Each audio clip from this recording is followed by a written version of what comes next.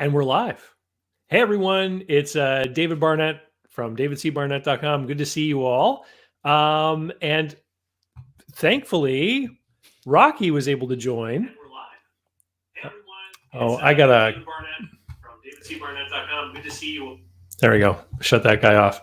I'm watching it on YouTube because there's a delay. Well, I'm watching it on YouTube on this other monitor because there's always a discrepancy in the likes. So there's already 7 people that liked it over on YouTube. And the likes are important because today we've got an incentive. It's called the reindeer incentive. We're going to get into that in a minute. But, you know, one of the biggest parts of the holiday season, Rocky, is gift giving, right? It can be. Yeah.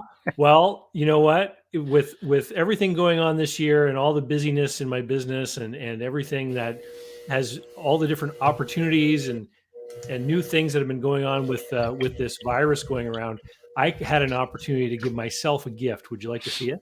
Sure. All right. Just a second here. I got to find it. I'm going to play it. You ready? It's going to be awesome. I'm David C. Barnett, and you're tuned in to Small Business and Deal Making, the podcast, YouTube channel, and blog where I talk about buying, selling, financing, and managing small and medium-sized businesses while controlling risk. So if you're looking to take control of your future through buying a business one day, or if you already own a business and you're looking to grow or exit, you've come to the right place. I talk about interesting things, I talk to interesting people, and I answer your questions every week right here. So be sure to hit like and be sure to hit subscribe, and let's get to it. What do you think? Nice promo video. Yeah. I mean, I actually got an opportunity because there's the film and television and stage show productions happen around here, but with all of the things that have been going on with, rules on public gatherings and things like that, the people that do that kind of stuff are looking for work. And so I had the opportunity to work with a real video guy. We spent a day and I reshot a bunch of the landing page videos and the intro for my show. And I'm really pleased with the way it turned out. It's looking good. Yeah. Guys, I'm glad that you were able to come here today, Rocky, because for those of you that don't know, Rocky's been on the show before, and you've talked about the Michael Michalowicz Profit First methodology because you are a profit first coach. And for people that don't know anything about that cash management system, do you want to give us a little snippet of how Profit First works? Sure. Here's the reality. Most business owners don't look at their financial statements, and I don't blame them. They're not accountants and they don't want to be. Profit First is designed by entrepreneurs for entrepreneurs with the simple goal of ending entrepreneurial poverty. And basically what it does is it's a cash management system. Most entrepreneurs look at their bank account and go, is there money? Can I spend or do I need to sell? Right? It's a simple question. What Profit First does is set up multiple bank accounts, each with a purpose. And so the first account is how much money came in. So you know, hey, this is how much money I've collected. The next account is for your profit because profit comes first. Profit is a habit, not an event. And so we put money into the profit account. And then you deserve to get paid because if you don't get paid, the business is not going to thrive. And so we put money aside for you to get paid. And then there's that pesky thing called taxes. And so we make sure that we save for taxes so that when tax time comes, we face our accountant from a position of strength. How much is the check? Let me stroke it.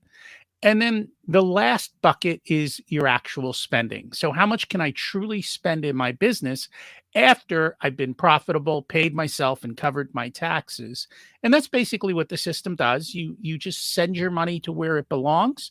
And then you truly know how much you have to spend. And what you're saying about how entrepreneurs oftentimes will manage their business just by looking at their bank account. I mean, I've seen this firsthand where people will have a great year, they'll be flush with cash, then they'll think that they can go off and spend a bunch without understanding that there are liabilities that the business faces that aren't revealed yet, like taxes owing and things of this nature. And it's only when the books get done that we know what these final amounts might be, and then the cash is left. And so I've seen people get into trouble. I really enjoyed the book. And I mean, I live and breathe financial statements. I'm always looking at this kind of stuff, but I know that there's a lot of value. And so you and I met because of the profit first stuff. I think that I came on your show and you came onto my YouTube channel. But you have another podcast, and quite frankly, since summertime, for a lot of my walks through my neighborhood, I've actually started tuning into Richer Soul. And do you want to tell us a little bit about that one? Because it's for entrepreneurs, but it's a different kind of program. Yeah, it's a totally different take. So once you've got your money figured out and you build your financial wealth, most entrepreneurs think that's it. I've hit the jackpot. Life is great. And once you do that, you start to find out, hey, there's a lot more to life than just this money piece. And so what we do on Richer Soul is we examine all the other parts of life that you need to talk about. So first and foremost is your purpose. Is your purpose of what you want with your life and business aligned? The next thing we talk about are mindsets. Are you looking at the world, the problems, everything with the right frame of view? And do you have that nagging voice in the back of your head, always kind of challenging you? So it's kind of quieting that intruder that we all have that brings in the self-doubt. And then it's the simple things, right? Health. Too many people give up all their money or all their health to gain money, and then they give up all their money to get their health back. We look at time. It's a very finite resource that we don't normally measure. We look at our relationships, whether it's with your employees, your spouse, your family, from a referral standpoint, what are the relationships that we're building? We look at spirituality and how does that fit into everything else? And we figure out how all of these different areas merge in with our money as well. And how do we create harmony across all these different areas? And we constantly have very successful people on. They tell their story of where they started, how they conquered money, and then they bring whatever specialty and area of expertise they have in any of those areas to the forefront to help us all grow and do a little bit better. It sounds like maybe did you face a certain amount of existential crisis at some point in your background? Is this what gave you the idea to go forward with this kind of show? It wasn't an existential crisis. So from the time I was a young kid, I was like, I'm going to be a millionaire. Yeah. And so that's what I chased, the money. And I got the money, and then I looked around and went, this didn't deliver everything it was supposed to. We were told, go make money and life will be perfect, do these things. And I found that it didn't deliver what I expected. And so at that point, it began the search for what are all these other things and how do we really create a life of abundance? It's interesting because I was watching someone, it was a research kind of guy on YouTube. He was doing a lecture. It was an evolutionary psychology kind of talk, and they were talking about emotions, in particular happiness. And they were talking about how people will do a lot of things to try to chase the state of happiness. Mm-hmm. And what the evolutionary psychologist people were talking about in these different, it was a meta study of different reports. What they were talking about is how emotions evolved to serve the greater human purpose to further the species and have us survive.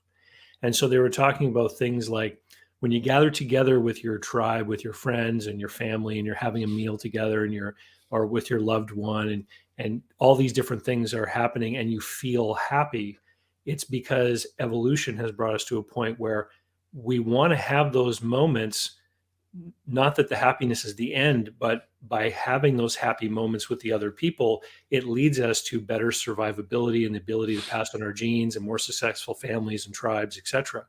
I thought it was very interesting because, like you just said, I've known people who have said crazy stuff like, "Oh, when I get the 5-bedroom house with the ensuite, that's when I'll be happy."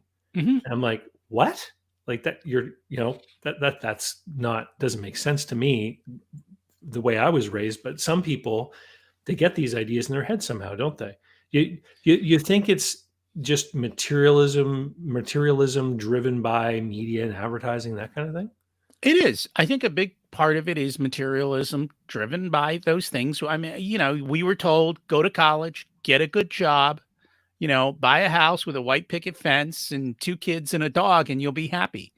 Yeah. And that's not always true because a lot of people pick the wrong track to even follow. They pick something because somebody in their family said you need to be a lawyer or a doctor, or hey, you're really good at X, you should go do it. But nobody asked, would you enjoy doing that? Mm. So there's a term that I've come to learn. It's from Japan, and I always probably pronounce this wrong. It's called ikigai. And ikigai is the merger of what you love to do, what you're good at, what the world needs, and most importantly, what they're willing to pay for, Mm. The right? last two are key, aren't they? The last 2 are key. And so when you can find that perfect merger, then it's like they talk about tap dancing to work, right? You are doing what you love and enjoy and are good at, and you're having fun and you're serving the world. And so they're throwing money at you. And that is truly, I think, what you should chase. And I Mm. think a lot of the problem, and we talk about this a lot on the podcast, the things that we should learn are not taught in school. So, nobody has a class in school to find my purpose, Right. right? Nobody has a class in school how to get rich, how to build wealth. And a lot of times those words have negative connotations. When I talk about profit first, it has a negative connotation. Money for many people have a negative connotation. So that's part of what we try to do on Rich Your Soul is say, hey, money's just a tool. Why are you putting all these emotions into it? And so I think it's just learning how to be human. I think we've forgotten how to be human because everybody's staring at a screen. Yeah. And the simple things that we used to do in life, like growing our food and learning to cook it and sitting down and having that meal like you talked about, being part of a community. We were designed to be part of tribes, but today most people don't have a tribe. They don't have those units. It's no wonder they feel so stressed because they're not living kind of the way that nature did. And part of this problem is parents, right? Because Mm. parents don't tell kids go out and be happy. Parents tell kids go out and take a safe route. And the Well, safe it's route interesting. is It's interesting because of the stuff that we talk about and because of the topics you're having on your show and other stuff that I listen to. I'm actually much more cognizant of this with my own kids because number one, I'm 46, so I'm a Gen Xer, and I think that I'm one of the first groups of people that went to college because of the program you talked about. Go to college, get married, have the kids. So I went to the college and I studied, and I saw people dropping out because they weren't studying what they enjoyed. I saw people flunking out because they didn't have the aptitude to be there. I saw people get full degrees only to go back to university a couple years later for an entirely different degree because they realized what they really wanted to do was something else, right? This guy I know, Steve, he's got a biology degree and an engineering degree, and he works in engineering, right? And so I've seen the waste. I've seen people spend years and tons of money on this stuff and end up going nowhere or having to completely pivot. And now I'm getting to the point where my kids are 12 and 13. So I know that their college years, the college age is on its way, but I'm already saying to them, like, it's not necessarily part of your plan. Like, you have to figure out what you want to do. And I'm perfectly cool with the idea of them taking a couple of years to figure themselves out before we, make all that time and dollar investment in sending them someplace, which may not be the right thing.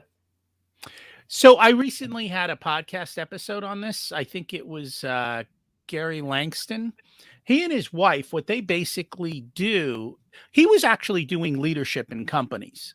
And then he realized, hey, wait a minute, why aren't we teaching kids leadership?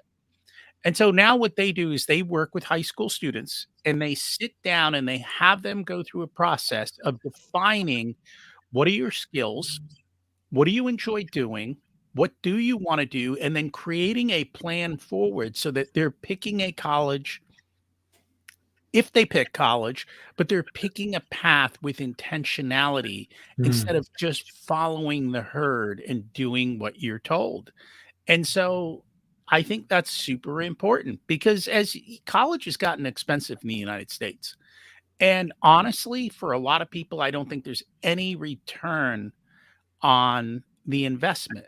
And unless you're going, I mean, even if you're going to be a doctor, if you go read all of the chat boards from doctors, they'll tell you nobody asks a doctor where they did their undergrad.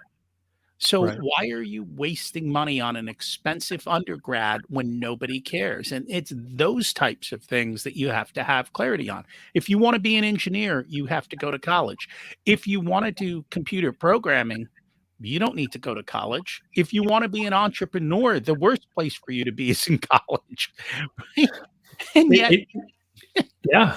No, no, no. You're telling the truth. And the thing is that um, I heard somebody who was on another program I was watching, and they were referring to the fact that they didn't think that a university education was actually an investment. They actually called it a luxury consumable, mm, because they were saying a lot of the young people who are headed that towards college, they're not actually thinking about the ROI of the investment. They're saying, I want that experience. I want to go away for 4 years and party and have fun and make friends and connect to a network, right?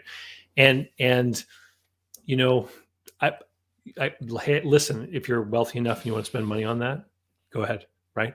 But I don't think it's something you want to borrow for. no, but let me ask you a question. How many kids go to college and say, I want to do it for a network? Well, I don't think that they have that kind of outlook at that point in life.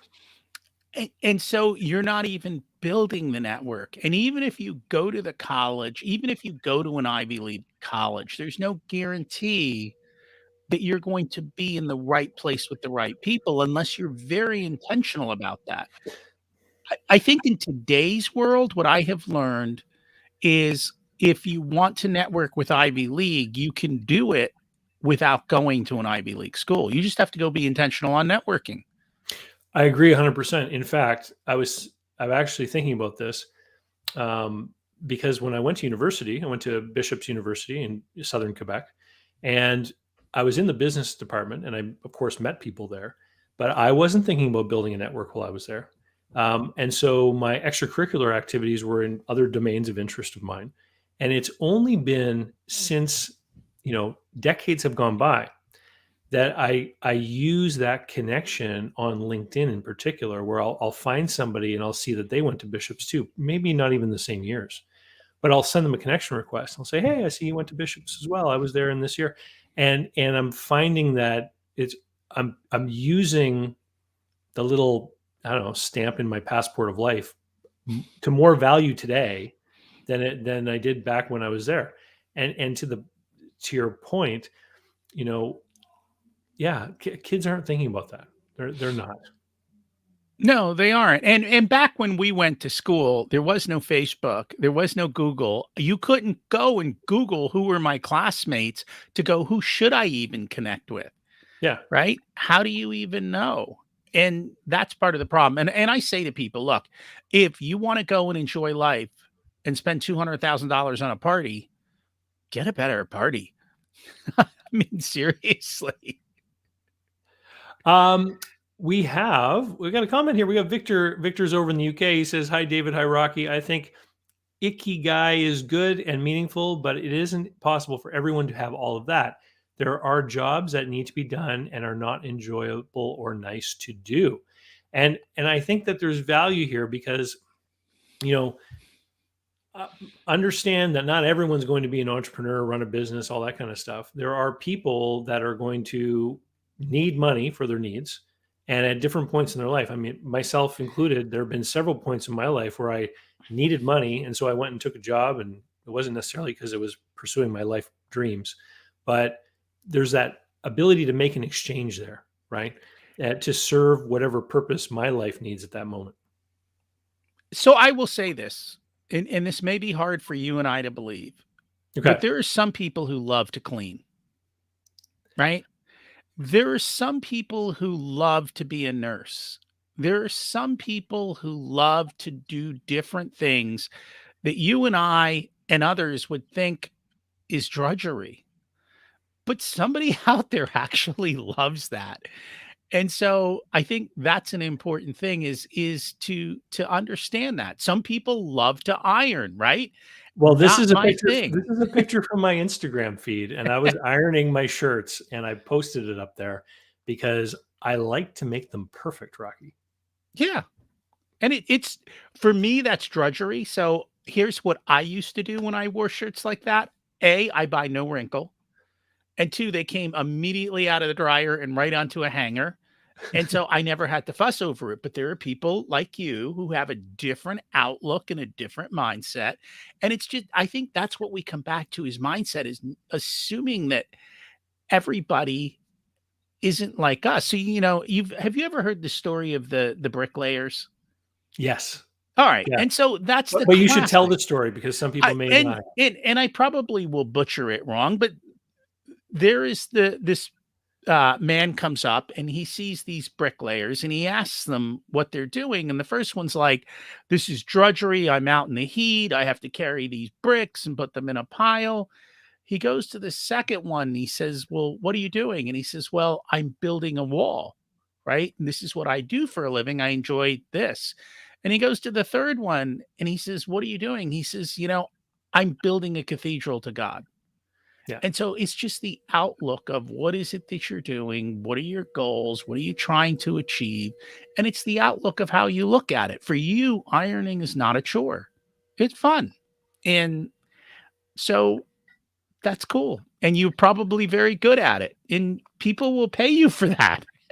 Well, I don't know if I necessarily want to make it a career, but Yeah, I and that's a choice, right? You don't have to, but and the other thing is, when we're young, sometimes we have to do things we don't want to get to the point where we can do what we want to. And so, yeah, there's a path for that. And also, I think moving forward, people are going to like a lot more of that stuff is going to be automated, right? yeah. So ironing will be something that goes away. Those routine, boring tasks, little by little, are going to get replaced.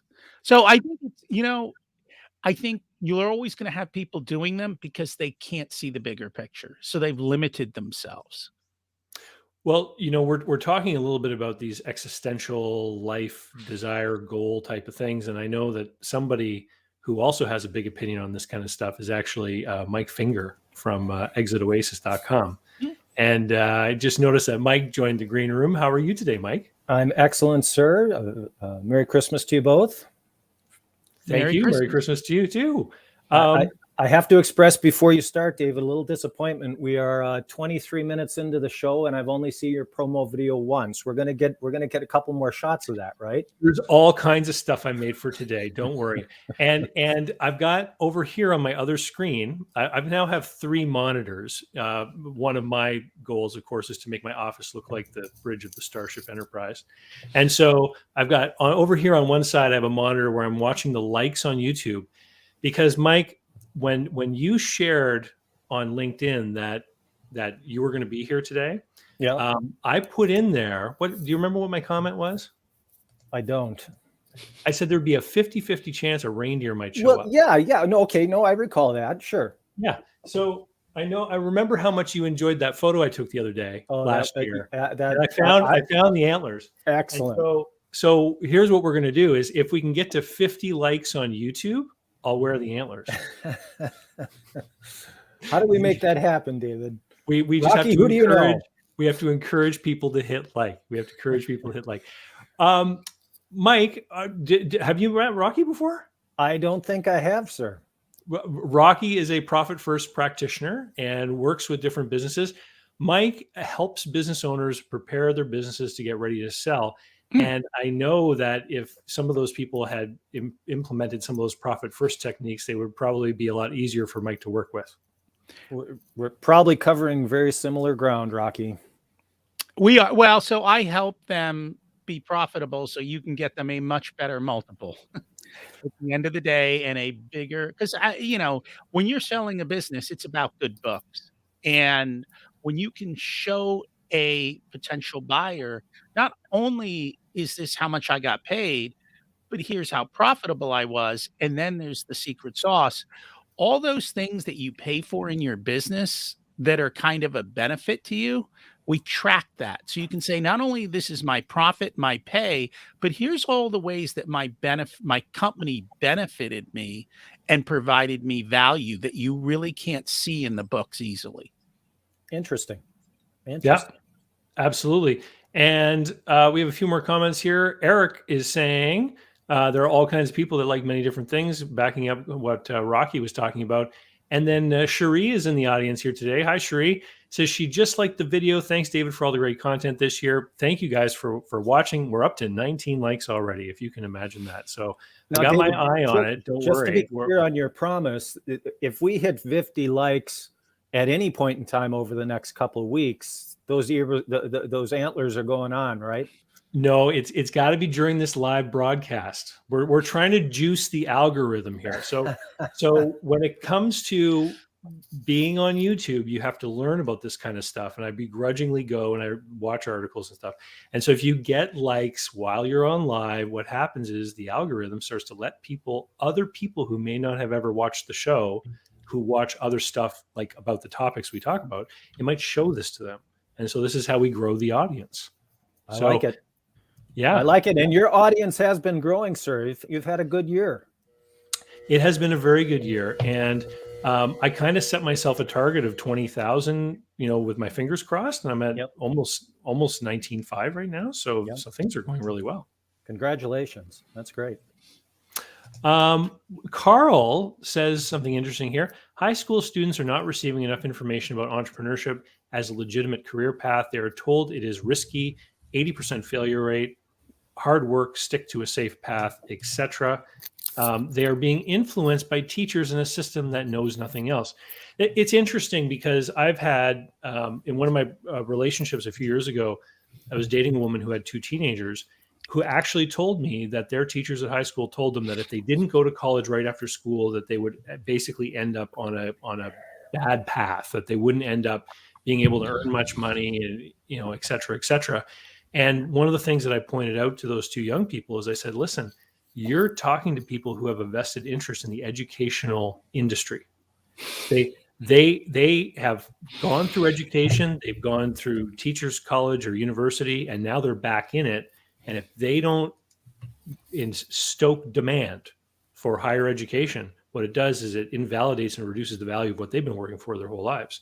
And that framework of understanding, I think, is missing, especially from a younger person that just doesn't have a lot of experience. I'm the counterpoint on this one, guys. I'm a fan of higher education. I'm a fan of the opportunities that exist there. I have seen students, including my own daughter, get there and blossom and see it as a incredible target-rich environment as she explores what she wants to do. So it's I hear the points you're making. If you're I've often wondered, I've spoken at entrepreneur classes, and I've often wondered if what I should say is, if you're serious about this, what in the world are you doing here, right? I mean, we know there's certain paths that may not be well served if you know where you want to go, but I think as a general rule, most don't. And in that case, I'm a big believer of the here's laid out in front of you 1,000 different topics that you can explore. Let's see which one you feel passionate about. Let's see which one resonates for you. Let's see which one doesn't feel like work when you're doing the homework. I love that. I understand where Mike's coming from, but in today's world, if I want to go to MIT or Yale or Harvard, I can hop online and I can take the class. Now, I won't have a test and an exam unless I pay a couple bucks, but even what you pay for that is a fraction. I can go explore a million things without having to pay Harvard, which is what I prefer to do. There is a certain thing for being in a place and experiencing a situation. I just think what they're charging for that experience doesn't always outweigh the benefit. So if you can find a less expensive way to explore that, and that's what I would love for kids, to have a less expensive way to explore that and be able to test it out without spending six figures, because not everyone's going to be able to get a return on it. If you can stroke a check and you want to do it for your kids, have at it. That's wonderful. I think there's a lot of people who would benefit from being in an environment where they're actually get to experience that and not have to pay a fortune for it. Go ahead, David. Well, I was just going to say, I know that there are several websites out there that call themselves like open source MBAs and things of this nature, where they basically lay out a series of links. And it's if you read all these books and you attend all of these online available classes, you will have built yourself the equivalent of an MBA, but you won't have the diploma, right? And so the question then is in the marketplace, how are employers or the customers of business owners going to respond to this? Because I'll tell you, as a greedy capitalist employer, if I had someone come to me and say, I puzzled together a free MBA, and I would think to myself, this person claims to have all the knowledge, but they don't have the debt. Maybe they'll work for a little bit less, right? And they'll create an opportunity for themselves. And without that debt service, they'll probably be further ahead than the person who borrowed the money. Perhaps, but let's face the fact that the future is unfolding before us, and now the only employment test you need is a mirror to hold up to their mouth to see if they're still breathing, and then they're a viable candidate for our position. So it is, I guess, in 2021. Yeah. Oh, that's awesome. We've got a few more comments here. Cherie says, Karl, more people, including high school students, should be taught the value of buying a business. It has an 80% success rate, certainly better than the starting one.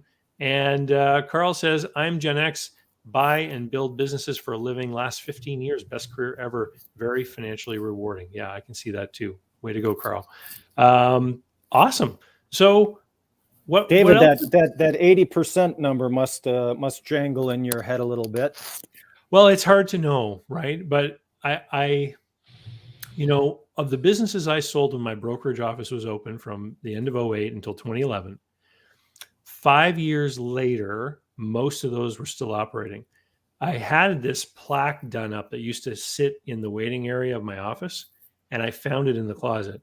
And I went down the list, and there are more of those businesses that are no longer operating, but it's been 10 years now, right? Sure.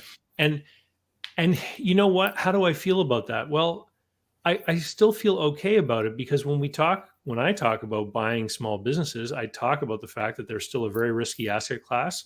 You can't pay more than a couple multiples of cash flow because of the uncertainty in their future, et cetera. And so for these businesses to last 5 to 10 years beyond, and I don't know the reasons why some of them have closed, those are the risk concerns that a buyer has when they go and they do a deal. And they're always worried about that. And if you take those considerations into mind when you're making your deal, then you should be able to protect yourself from that risk, mitigate it at least. Somebody who pays 10 times cash flow for a business and it closes within 5 to 10 years, that person obviously is going to be on the losing end of that deal. Right. Yeah. And, not a bridge between the topics we were on, saying that every student should go to college, it is just plain wrong. Saying that everyone should buy a business is just plain wrong as well, right? Because it's about value. If you're buying value, then I absolutely agree with the statement that it's better to buy than to build. Well, and there's an aptitude consideration too, right? Absolutely. I mean, it's just not for everyone.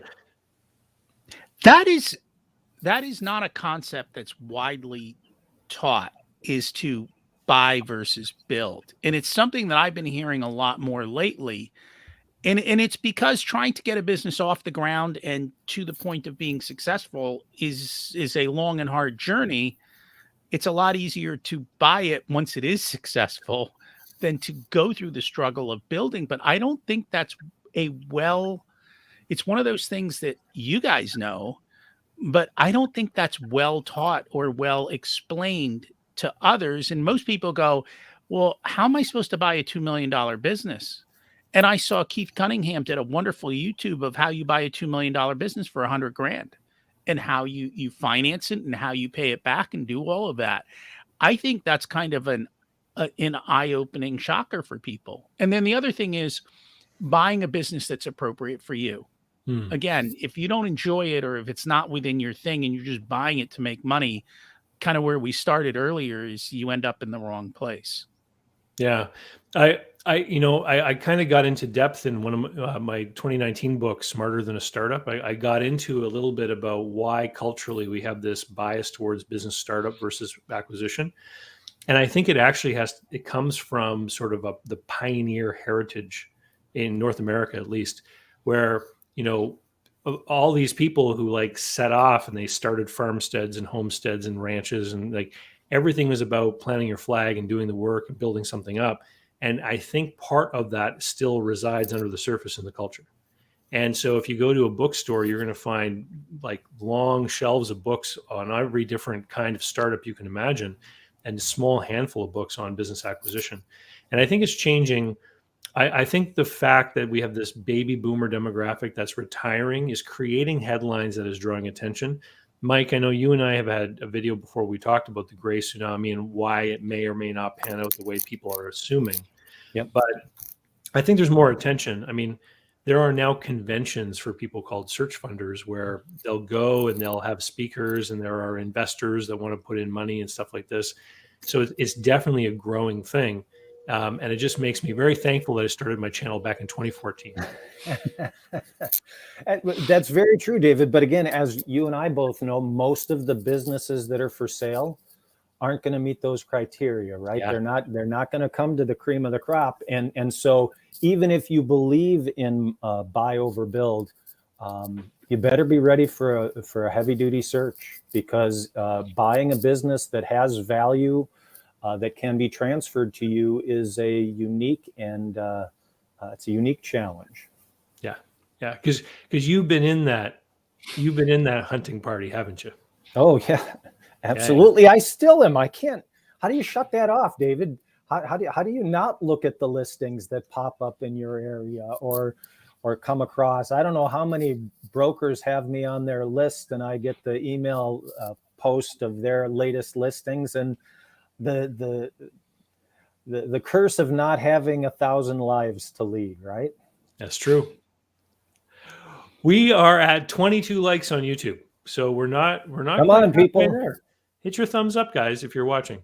At 25, do we get half an antler? No. No. All right.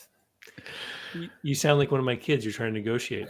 I taught my kids to negotiate everything, thinking it would be a good skill for them in life, and now I have to negotiate everything. Well, you weren't specific in your promise.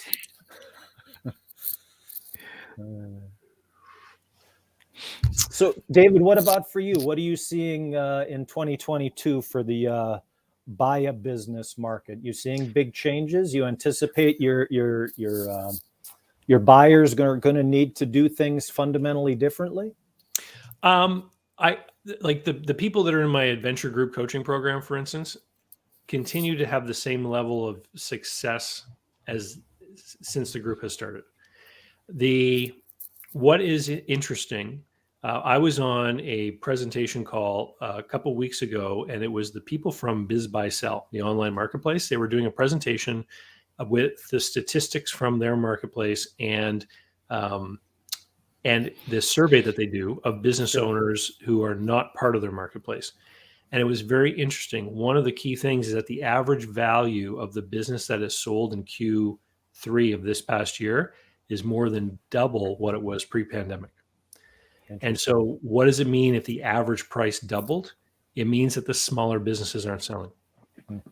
So the ones that are more likely suffering an impact from what's been going on with the pandemic, and this was something that I thought was going to happen when the lockdowns occurred, is that if people have a business that suddenly is performing poorly, they may close it, right? It might not survive. But if their performance goes down, they know that they're going to have a hard time selling it. So what they do is they retreat from the market and they just say, I'm going to keep going and I'm going to wait until things improve before I try to sell it. And so I still think that there is a pent up demand for exiting that is growing out there, and that some entrepreneurs know they can't get into the market right now. Some of them have to because of some sort of pressing personal concern forcing them into the market. Yep. Those are the people that are going to try to do a deal, even if their numbers aren't great. But I know that there are people on the sidelines waiting for things to improve. Interesting. And your buyers, are they feeling that as well? Do they see a fundamental difference in the listings that are available, or? Well, I don't encourage people to buy underperforming or distressed businesses. I encourage people to buy profitable ones. But there's a caveat to that, right? Because if you already are in an industry and you have maybe one or more locations or whatnot, like, you're in a better position to look at acquiring something that's not working very well, right? Because you can bring other solutions to bear in that scenario. And so it really depends on who you are. Like, the idea that businesses are worth different things to different types of buyers is certainly valid. That doesn't necessarily mean people who can do more with that business are going to pay more for it, right? Because they're going to realize that what they bring is part of the value that they should enjoy. Absolutely. I've bought businesses in the past that were broken in a way that I knew how to fix. And that, but to your point, I certainly didn't think that meant I should pay the seller more because I had that skill set walking through the door. Yeah, well, and that's just it, right? Sometimes I'll cross paths with people who are more familiar with valuation of, like, publicly traded stocks, for example. And when you're looking at a lot of the methodologies that show you what a publicly traded stock is worth, we're often looking at the future. We're looking at the rate of growth, or we're discounting future cash flows and that kind of thing. And those types of methodologies just don't really apply in the main street. And it's because of the change of leadership. I can buy shares in Coca-Cola and the leadership team is going to be there still. I get to enjoy that. Their plan that they're laying out for the next few years, I get to participate with them. But when I buy a small business, the leadership leaves. Now it's my job, right? That's right. So the forward-looking stuff, while it can give you a reason to buy a business, buyers won't typically pay anything for that. Okay. Yeah. Great. But but let me show you. You asked me what I about the intro reel. Let me show you some of the other stuff I prepared for today, because I did a lot of work and I'm pretty proud of myself. So for example, look at this. So see, there's the antlers right there. Since the beginning of November, I've been advertising the holiday chat special. So what this is that people have been able to purchase 1 hour consulting calls with me at 75% off the regular price. And so these are paying customers who have agreed in exchange for that discount that I can record the calls and release them publicly. So they're going to be released starting Christmas Day tomorrow. There are 9 of them for this year. And this is the 5th year I've done this promotion. And so there's 9 callers, and it's only going out to people that are on my email list. So if you're watching this on any of the platforms and you want to hear those calls, head over to davidcbarnettlist.com and sign yourself up. You can unsubscribe yourself anytime. It's very easy. But if you don't want to sign up for the list, you have to wait until the summer, because what I do is I release these publicly every Friday over the course of the summer to give people things to listen to over the weekend. And so there's a bunch of great calls, some actual real life scenarios of people trying to buy, sell. There's one guy who is looking at a franchise opportunity, one guy who's looking at making loans to small local businesses. Lots of interesting topics this year. So get on the list if you're not already. What do you like? Do you like that reindeer? I drew that. Seriously? No, I didn't draw that. No, that's like a Canva template. You just get that. It's that's funny. Part of the magic of the internet. I would have gone for it. You could have run that a little bit further, and I'd have believed you. Rocky, can you sit up a little bit so I can see the full beauty of your sweater? My beautiful, this is one of those, Oh, yes. Thank you, sir. This is what happens when you have kids and you have everything. This is what you get for Christmas. All right. Well, listen, Rocky, I want to thank you very much for joining today. If people want to find out about Richer Soul or any other stuff you're doing, where is the best place for them to find you? So if you go to profitcomesfirst.com, it will take you to both podcasts and links to everywhere else. So, or just Google my name and I will show up. They're all my links or places that I've been. Not many Rocky Lalvanis out there. No, that was the luck of the draw. That was an exercise in branding on the part of your parents. It was. Who knew? I tried with my kids, but I failed miserably with my son. His uncle actually is one of the sharks on Shark Tank in London, so he's never going to rank. Oh, wow. And he has the same name. Same name, yeah. Oh, wow. Well, you never know. You try your best. All right. Merry Christmas. Have a Rocky, wonderful pleasure to New meet Year. you. Merry Christmas, Rocky. We'll talk with you later. Mike, I was looking for different headlines and things earlier today in preparation for this call because I thought that, and I came across one that I thought in particular would be interesting for you. So let's take a look at this together. So this is a headline from CNBC, and it says that SPAC issuance jumps to the highest since March as deals rush to market before year end. And for those of you guys who are watching out there, a SPAC is a special purpose acquisition company. And so I recalled the conversations that you and I have had about selling your business to a private equity group. And I thought if a private equity group isn't going to buy your small business, maybe a SPAC might be in the market for your small business. What do you think? Maybe if we define small business as 20 million pushing 5 million plus to the bottom line, and yeah, sure, why not? Well, where I sit on that. These things, these headlines that obviously someone's PR department is pushing is all good and well for them, but it doesn't impact the 98% of us small business owners who actually own small businesses. So it's leaves me guessing. You put out a great meme or infographic on LinkedIn a couple of weeks ago, and you had two different crowds of people in two different size megaphones. And I think the caption was something like the amount of news and information about big businesses, and it was the big megaphone. And then it was the amount of information relating to small businesses. It was the little megaphone. Yep. And let me tell you, earlier today, because, I know that during the, Christmas Eve party, I've got different people coming and going. We're talking about all kinds of different things, but I always worry, do I need to find topics to fill the conversation? Sure. So I went and I searched in Google small business news trends 2021. Okay.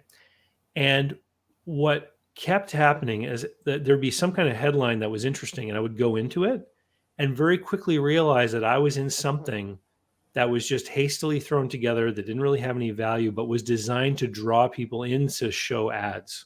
Sure. One after another. And I was like, man, there's a lot of static out here on the internet. And it reminded me of that infographic image that you had shared. It's so frustrating because the audience out there, the number of owners that desperately need that information, the ones that I feel worst for are the ones that are really trying to pay attention, right? And unless they're lucky enough to trip across your channel or my site or any of the number of others that we could name, they're going to be reading about Google's last acquisition.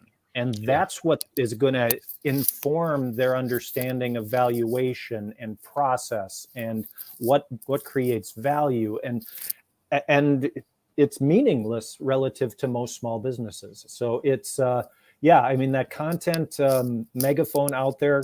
And again, it gets tricky, right? If your network looks like mine, which is a lot of small business owners, but also a lot of professionals in the buy and sell of small business, I see a fair amount of that content, but I know that I'm looking deep at a very narrow niche. Yeah. Yeah, and what's interesting is that while there is a lot of content out there, and I try to find interesting people to talk with for my own channel and stuff, um, I'm actually starting to realize that some of the best resources for information about business is actually getting back to like books, Hmm. Where I can, at least I can read reviews or see what other people have said about books, or people can recommend books to you, and you can go and you can like take it away from the static and you can Yep. enjoy it. One that, have you ever read this one? This is one I've been reading here in the last few weeks, The 6-Month Fix. I have not.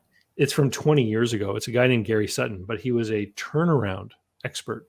And so the Interesting. whole book is stories of things that he did from one business to another, Interesting. to address problems and get people back on track, and Sure. bigger companies. Sure. But the lessons, there's definitely some lessons in there that are applicable to everything else. So we have a couple of comments here. Victor says he's looking forward to the holiday chats. Last year was very educational. Thanks, Victor. 5 years now I've been doing holiday chats. I was like blown away when I realized that the other day. This is the third Christmas Eve special, and it's funny how you start doing something and all of a sudden it becomes a tradition. Right. Ron wants to know, what is the streaming service being used to split the screen between the hosts?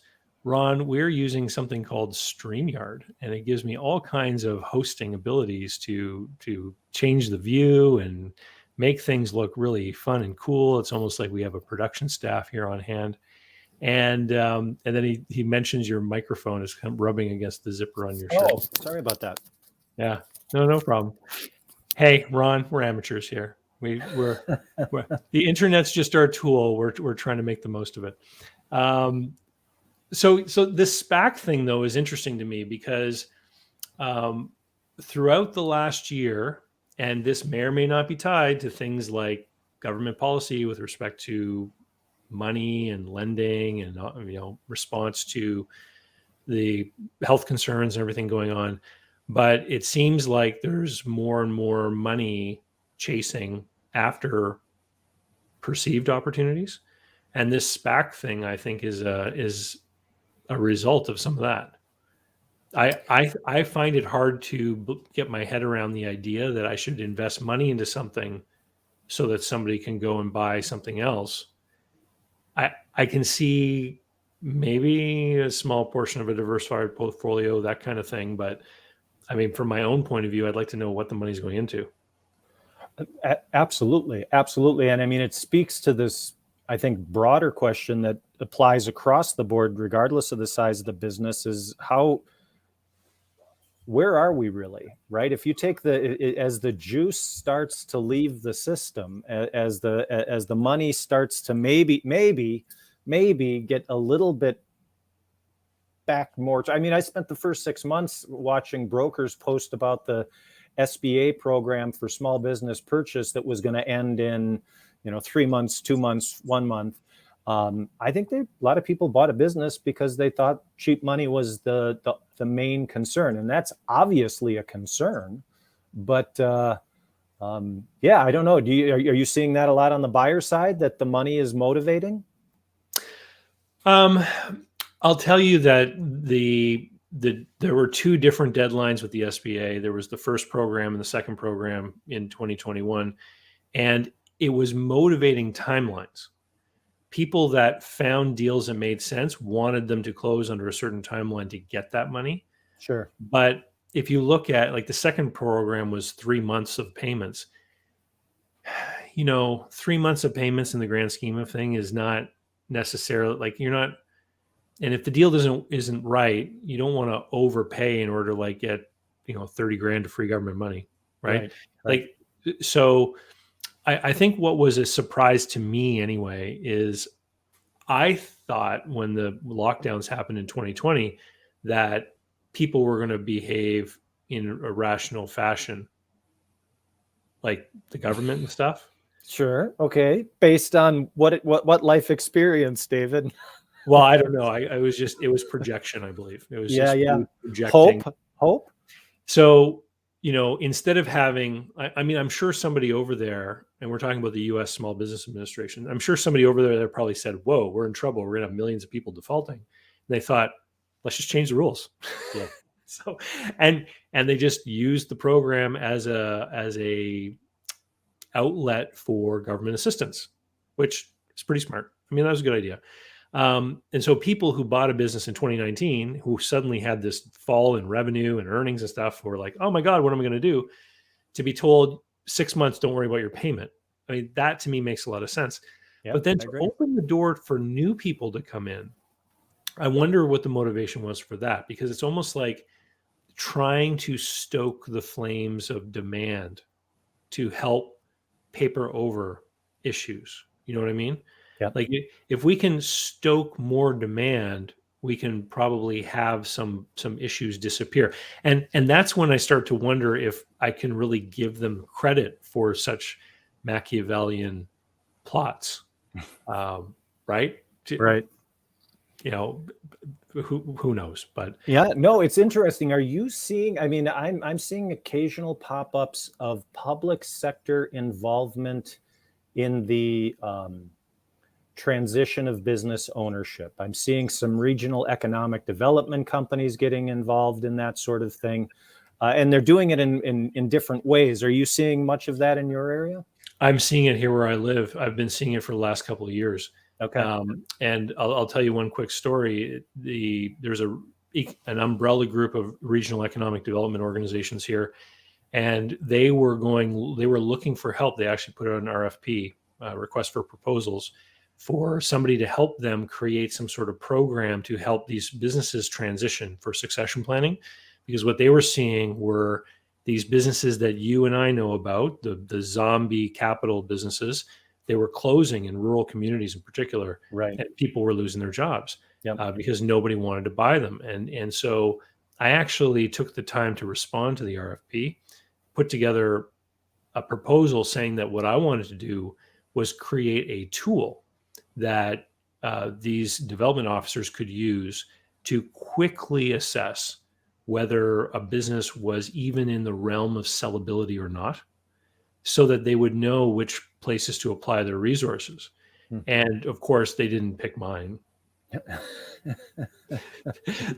they went with someone else who wanted to build a website to advertise businesses for sale. Sure. Which of course there are already all kinds of free market providers of that, right? Right. Yep. Mike, Henry just came into the green room.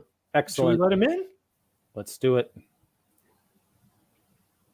Everyone, Henry Lopez joining us from Florida. How are you today, Henry? I'm doing well. I heard you ask Mike with trepidation, should we let him in? Did you hear my enthusiastic cheer? Yeah, you were like, I don't know. Yeah, and for people who don't know, Henry is the host of The How of Business and has been a long time advisor to business people. And you are, or at least you were when you were in Texas, one of the mentors in the SCORE program, were you not? Mm-hmm. Yeah, but still am. Just switched chapters now with a chapter here in South Florida, which I'm nearest to. And so I think SCORE qualifies as an economic development type of entity, quasi-government funded. What are you seeing initiatives within SCORE for this problem of succession? Is that something that's being talked about in those circles? Not that I see, no. I mean, I would still say that we're doing what we've been doing for a number of years. I've been a SCORE mentor now for, 7 or 8 years. So it's still about primarily who comes to SCORE. I'm generalizing, but primarily it's people who have a dream, an aspiration, but they don't even know how to get started or if they're even ready. So we get mostly the people that we get are very early in the process, and they just need the basic education of how to go about starting a business. So it's mostly startup help is what you're doing? Yes, absolutely.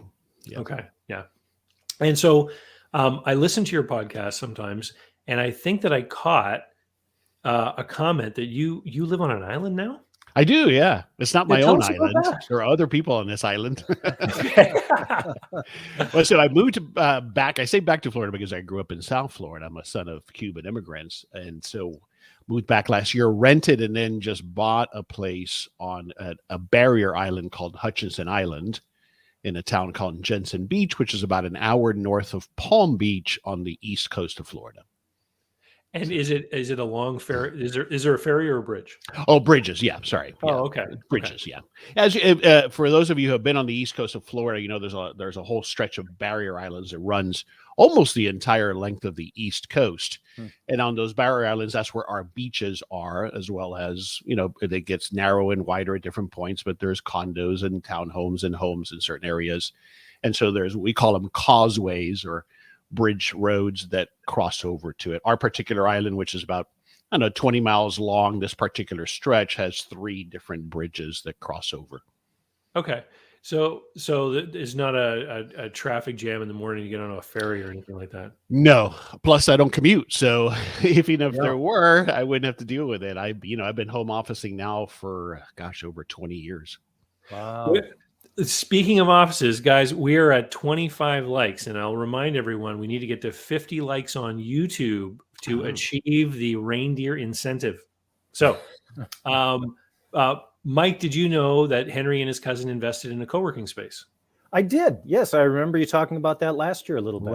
Right. Well, when we talked last year, obviously we had just launched last year. It was just opening. Yeah. Mid COVID. Yeah. And so how has it gone? I mean, I know Florida's restrictions have opened up.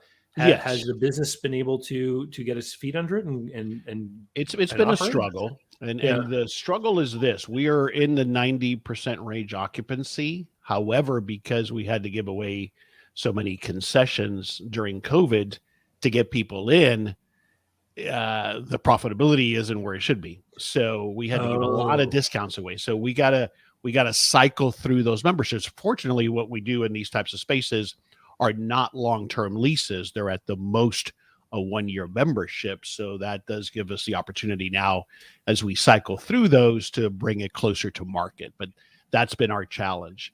It is starting to opening up. We're in this, what's becoming very popular, at least in the States, these lifestyle community centers where it's an apartment building and retail and restaurants and an office building and a hotel. The retail component of it got significantly delayed, and they're just about to start opening. So once that all kicks in, then all of the benefits of that community will kick in, and hopefully we'll see some improved traffic.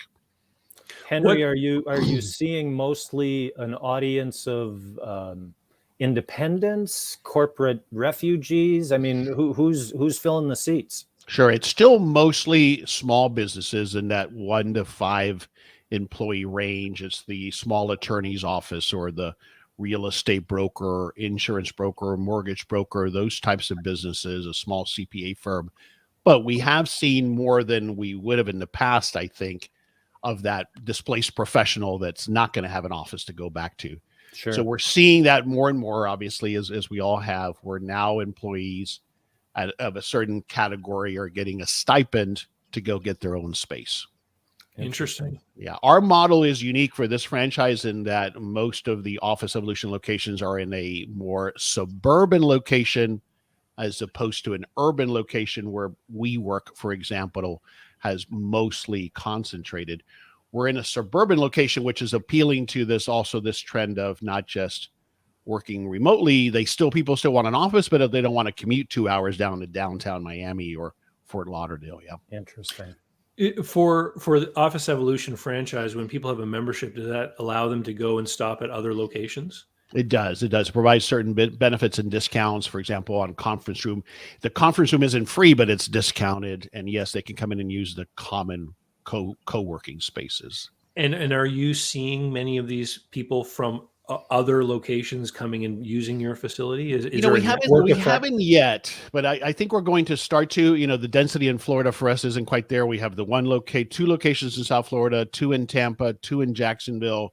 I think once we get more density in Florida, we'll see more of that, David, but we haven't seen it yet. We have seen people, though, who have business where they're in Tampa and in Miami, and so they've gotten a plan where they can use either or. So we do see that. Okay.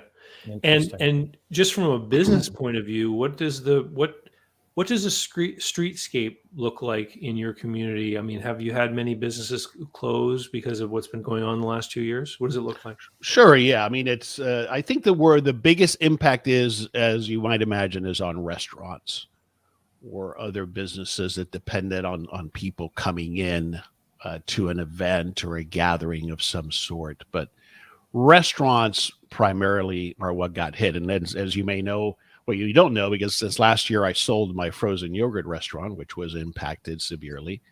So I think that's the biggest segment where you've seen the most impact. Yeah. And then now what I'm seeing, obviously, is related to all of this, is the labor shortage, shrinkage, whatever you want to call it. Restaurants in particular can't seem to find enough help. Yeah. And I think that's happening everywhere. There's all kinds of articles out there about the Great Resignation, and I think there's a few other terms as well, where people are deciding that they don't have time anymore to wait to live. They want to get out and do what they want to do, and just being impactful for a lot of these businesses. Right. Yeah, I think it's a combination of things. It is such a fascinating topic, though, as a business owner and like us who analyze business and guide others. There's so many factors, I think, that are coming together to create this shortage of labor. Well, yesterday in the evening, it was minus 25 degrees Celsius here with the wind chill. And so, which you wonder, why does anybody live there? But we'll get beyond that. Well, because I'm here.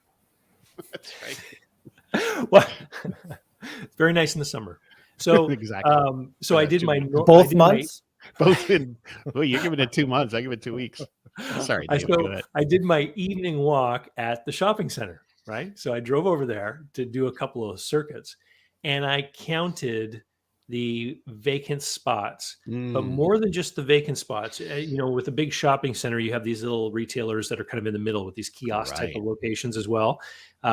Juice spots or cell phone spots, things like this. And so I counted the closed locations. I counted the kiosks that have been removed. You can tell by the tiles on the floor, where some work's been done to clean them away. But also what I'm going to call the under-leased locations. So this shopping center is owned by a big REIT that has shopping centers all across Canada. And it's very well known that if you're a local independent business person, you're not the kind of tenant they want. But now there are some people like that in there, because I think they're willing to take whoever they can get. And so there were 16 vacant or removed spots and 3 of these under-leased locations.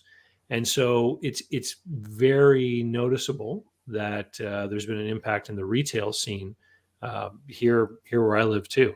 And as far as restaurants go, I'm trying to think. There's been an evolution. Have you heard of these dark kitchens, they're calling them, where there's no dining room? It's strictly a kitchen built to provide to skip the dishes and Uber Eats and these kinds of delivery people. There's one near my house, and it's in an old industrial building. They've renovated a whole line kitchen, and they're on these apps as 12 different restaurants. Wow. They've got 12 different menus, all served from that one kitchen. I think you're going to see that continue for a lot of different reasons. I think you're going to see that continue. Popeyes during the pandemic had record revenues, all of it, mind you, through drive-through. In fact, some Popeyes, and I'm even seeing some McDonald's, have yet to open inside because of the labor shortage. Right. But I wonder how much it is that they've realized, wait a second, why deal with the dining room when our profits are in the drive-through?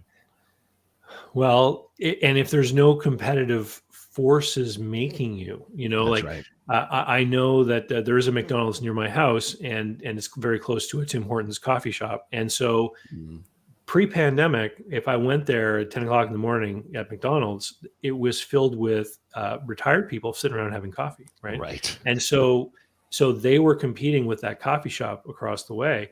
But if the other local eateries aren't quite opened up yet either, then to your point, why do you need to? Yeah. I think you're going to see that trend continue in cities like New York City. My daughter lives in Manhattan, and that's becoming certainly an emerging trend, because that's been an environment where delivery has been part of it before COVID. So I think we're going to see I think we might even see chains or new brands that do not have a walk-in space that will be solely for delivery. Now, the commercial kitchen really took a boom, at least in the States, with the explosion of the food truck business. We looked at a food truck with the frozen yogurt business, but the food trucks exploded, I don't know, about 5-10 years ago, right? Now you could argue it's saturated, but it was such a logical growth transition for someone who wanted to start a restaurant, and it still is. And so there's a lot of commercial kitchens that have emerged to serve that market. Oh, you mean they're acting like a commissary? Right, because in just about all jurisdictions in the United States, health restrictions require you to have a commissary of some sort for food storage, food preparation. So that then when the food truck market exploded, that demand for commissaries or commercial kitchens, as they call them, exploded as well. Fascinating, gentlemen. I'm gonna bow out and let you continue. It's been a pleasure as always, David, Henry. Mike, it's good to see you. Happy holidays. Where can people learn more about your coaching work with business owners wanting to get ready to sell? They can check me out at exitoasis.com, or I'm most active on LinkedIn. So find me there. Awesome. Good to see you, Mike. Merry Christmas. Take care, Mike. Gentlemen, take care. I love Mike's post on LinkedIn. He does. I love it because of the content, obviously, that we all enjoy, but I think you can learn from him as to how to use LinkedIn. He's very effective at it. He does. He does very well. It's interesting that you mention restaurants and food trucks and whatnot, Henry, because I've got another guest who's just arrived, Rick, who has owned. How many restaurants have you owned, Rick? 7. Wow, seven different restaurants. And you did a sort of a deep dive into the food truck thing too at one point, but I don't think you ever got into it, did you? Nope, never did. I just kind of caught the last end of what you guys are talking about in terms of the ghost kitchens, commercial kitchens, and commissaries and so on. It's kind of interesting.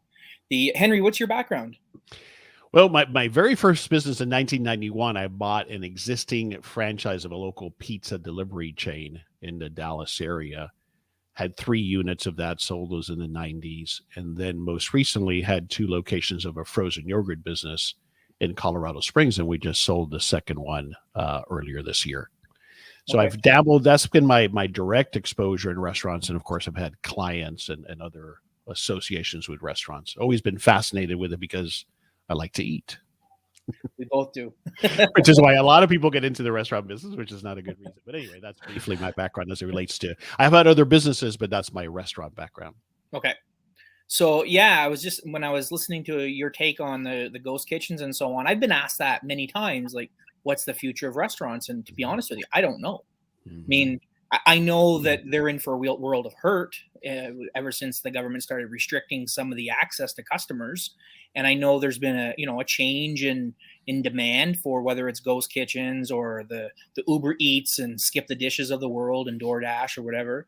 There is that. But I think they're missing something. And what I think they're missing is these ghost kitchens don't have branding behind them. Mm. We all need to eat.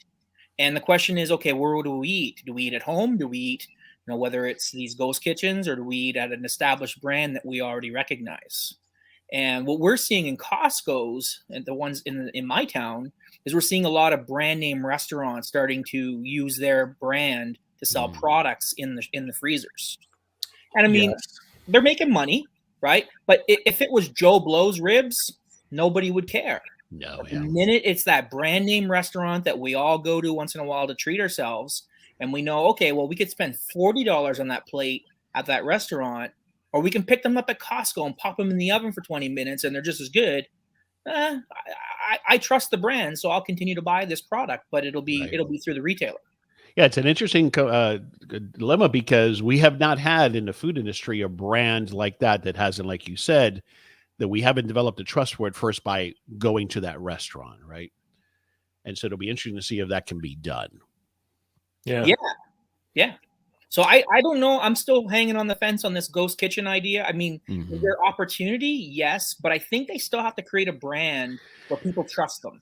Yeah, but don't you think they'll be creative about that with pop-up kitchens or, demo pop-ups or temporary or food trucks or food trailers? You take a city like New York where maybe it's more more possible, where you can do those kind of temporary things to establish that brand, that connection, like you said, Rick, and then transition to being more of a no public, no retail space kind of situation.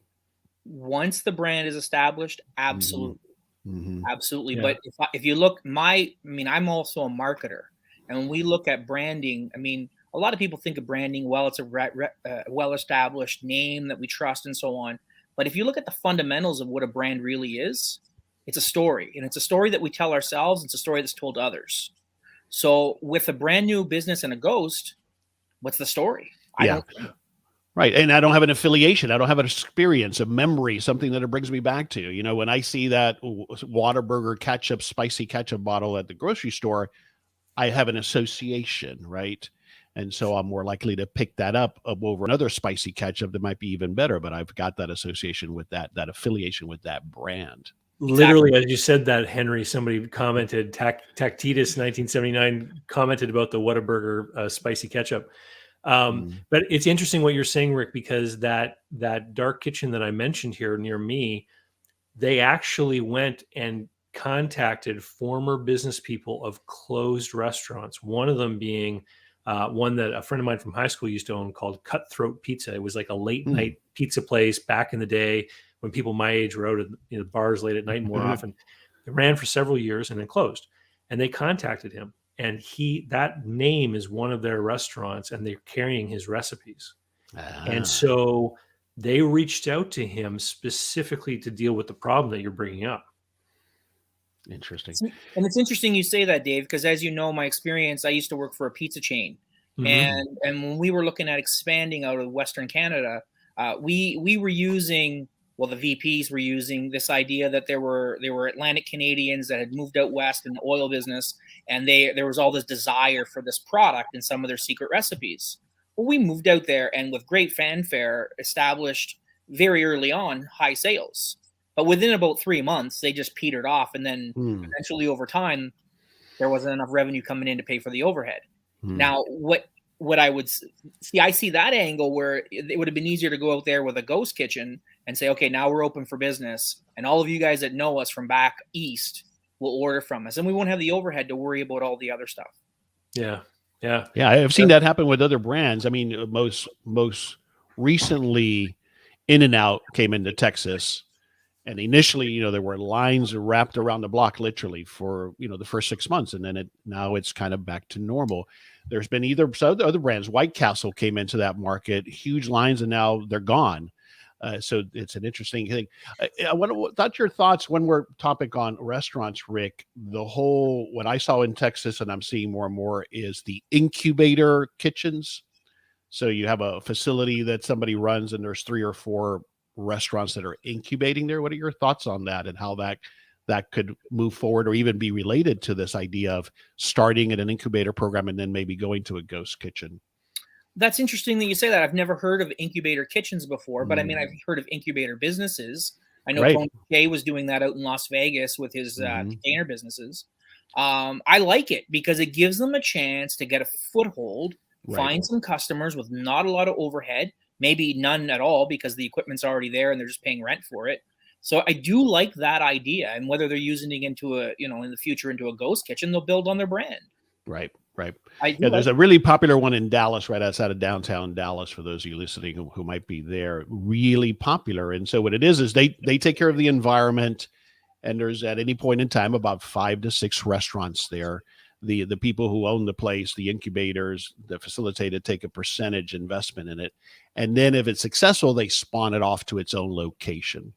Are you talking about something that's kind of like a destination food court? Kind of like Think of it like a modern food hall. Those are becoming very popular as well in the States, right? These high-end food halls. But that's what and as a customer, if you didn't know any better, you would just assume this is a cluster of restaurants.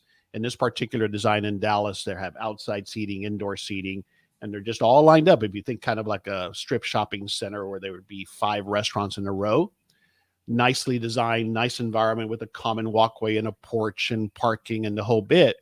But they're all actually part of an incubator program at that location. That's an interesting idea. I've heard of commercial kitchens being available for people like caterers and whatnot to use for Right. events and stuff like this.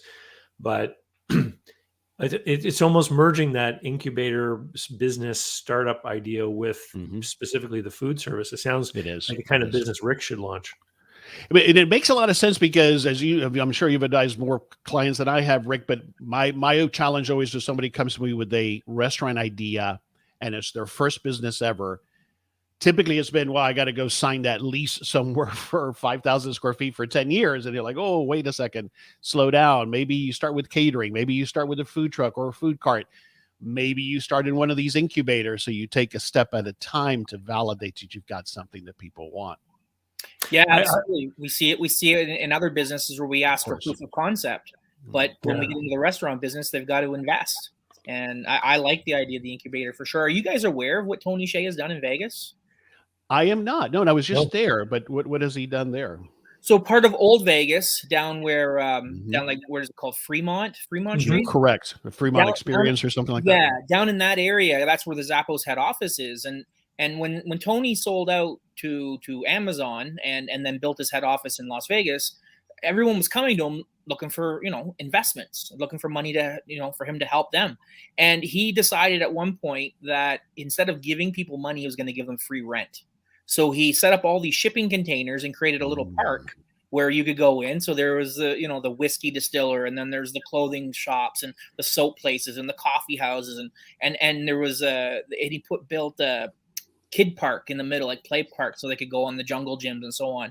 And so you could basically go in there and test all of these new businesses. But more importantly, these business operators could get rent free for 2 years. Wow. And then once they proved their concept, then the whole idea was either they were going online with their product or they were moving out and paying rent somewhere else. Wow. Now, was this a passion project for him, or was he monetizing it in any way? I don't think he was monetizing it. I think it was more along just giving back to the community. Yeah.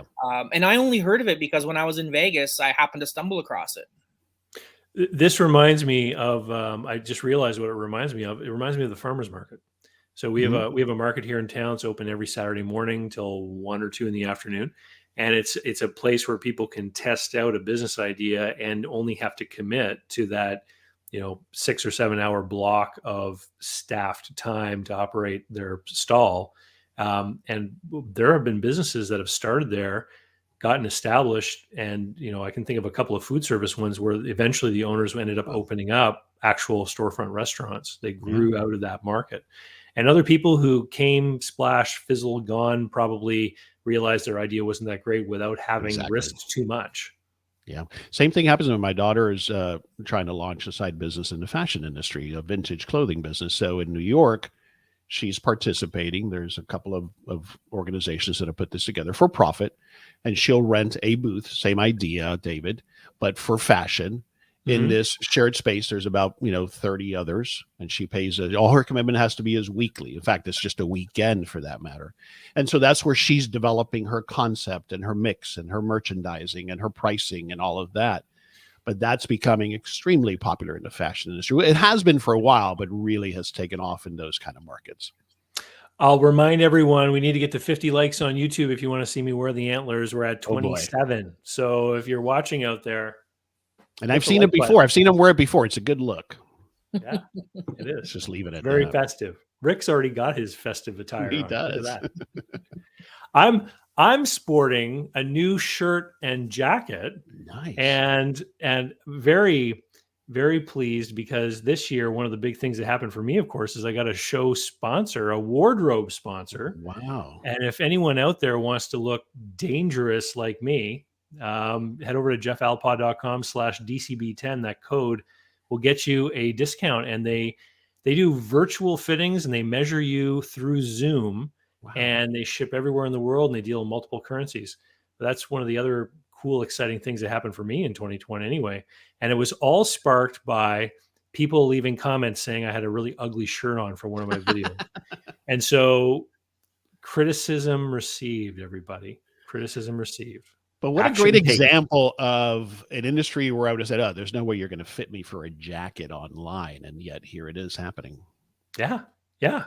And they get orders from people like executives at big companies who will want to give like 20 custom shirts, maybe to 20 big customers, right? I see. And they'll just place the order, and then the tailor will contact each of those people and arrange a meeting, and they'll do all of this stuff over Zoom, and they'll measure everything out, and the shirts all come and they fit perfectly. Brilliant. It's amazing. Yeah. Wonderful. And they're doing this over Zoom. So Yeah. do they have some type of pattern that they force you to do, or they ask you to measure while you're on? They guide you through the measurements. So they'll like get you to measure around your neck, or get you to measure from like, from here to your shoulder, or whatever they do. Right. So the reason why they were such a great sponsor is they actually have a store about 90 minutes from here in Fredericton. They have another store in Waterloo, Ontario. And Henry, they were set to open in Austin Is that right? just before the pandemic hit, the Wow. lockdown. And then, so that's been delayed, but they intend to open there soon. And so it's a growing business, and they're serving people all over the place anyway. And I think it's kind of cool. I think it's very cool. Do you have any idea where they're supposed to set up in Austin? I don't, but they're going to let me know so that when they're ready to do it, I can organize maybe a workshop or event down there, and I'll come down and check it out. Hey, I've got the space for you. So Well- you're in Austin, Rick? No, but I'm in Austin. But before the Austin. pandemic, I was there twice a year. I see. Yeah, Austin is. Henry, do you know about Wizard of Ads? No. It's a famous book. Rick, why don't Wizard you of fill Ads. who's Wizard? What is Wizard of Ads and the Wizard Academy and your affiliation? So Roy Williams is he's an ad writer, and he lives in Austin, out by Crystal Springs, which I can't remember if it's in North Austin or South Austin. I can never remember. But he's been helping businesses for years on their advertising stuff, and eventually he got sick and tired of flying around the world helping people, and he's like, you know what? From now on, I want people to come to me. So he set up his Wizard Academy, and in doing that, he also set up basically the school and teaching people the stuff that he does. And so from there, he also develops partners. So there was people that came on board like me who said, I want to know more about this, and eventually became partners. So he's got like 50 some partners around the world, kind of almost got the Roy gospel, if you want to call it that. Right. And so, and it's right in Austin. I love it. I love going down to South of Congress and hanging out there in that bohemian stretch for a bit. And do you live in Austin? No, I used to live in Dallas and now live in Florida. Okay. But so would get down to Austin often. Yeah. Okay. Yeah. So he's out in the they say the sticks, but it's just outside of town. It's like a not the half-hour sticks drive. anymore. Yeah. No, exactly. And so, and Rick, you work with people all over, because the partner network refers business to each other. And you were telling me the other day that you actually, sorry, it wasn't West Virginia. What state was it in that you had picked up a new client? Arkansas. In Arkansas. Okay. Yeah. And you were talking to me about some of the crazy difficulties, because, pre-pandemic, of course, you could just get on a plane, fly down for 1 day's business meetings and fly back. Right. And now it's not so easy. And did you find out you're going to have to get your nose swabbed or something when you're down there? Yeah, I'm going to have to do it. I haven't I know some people at the security, so I'm just going to call them and say, okay, what do I need to do a couple days in advance? And I think I got to get a nose swab and get a molecular test. And I'm only down there for 1 full day. So I'm probably going to have to get off the plane, go get another molecular test so I can get home.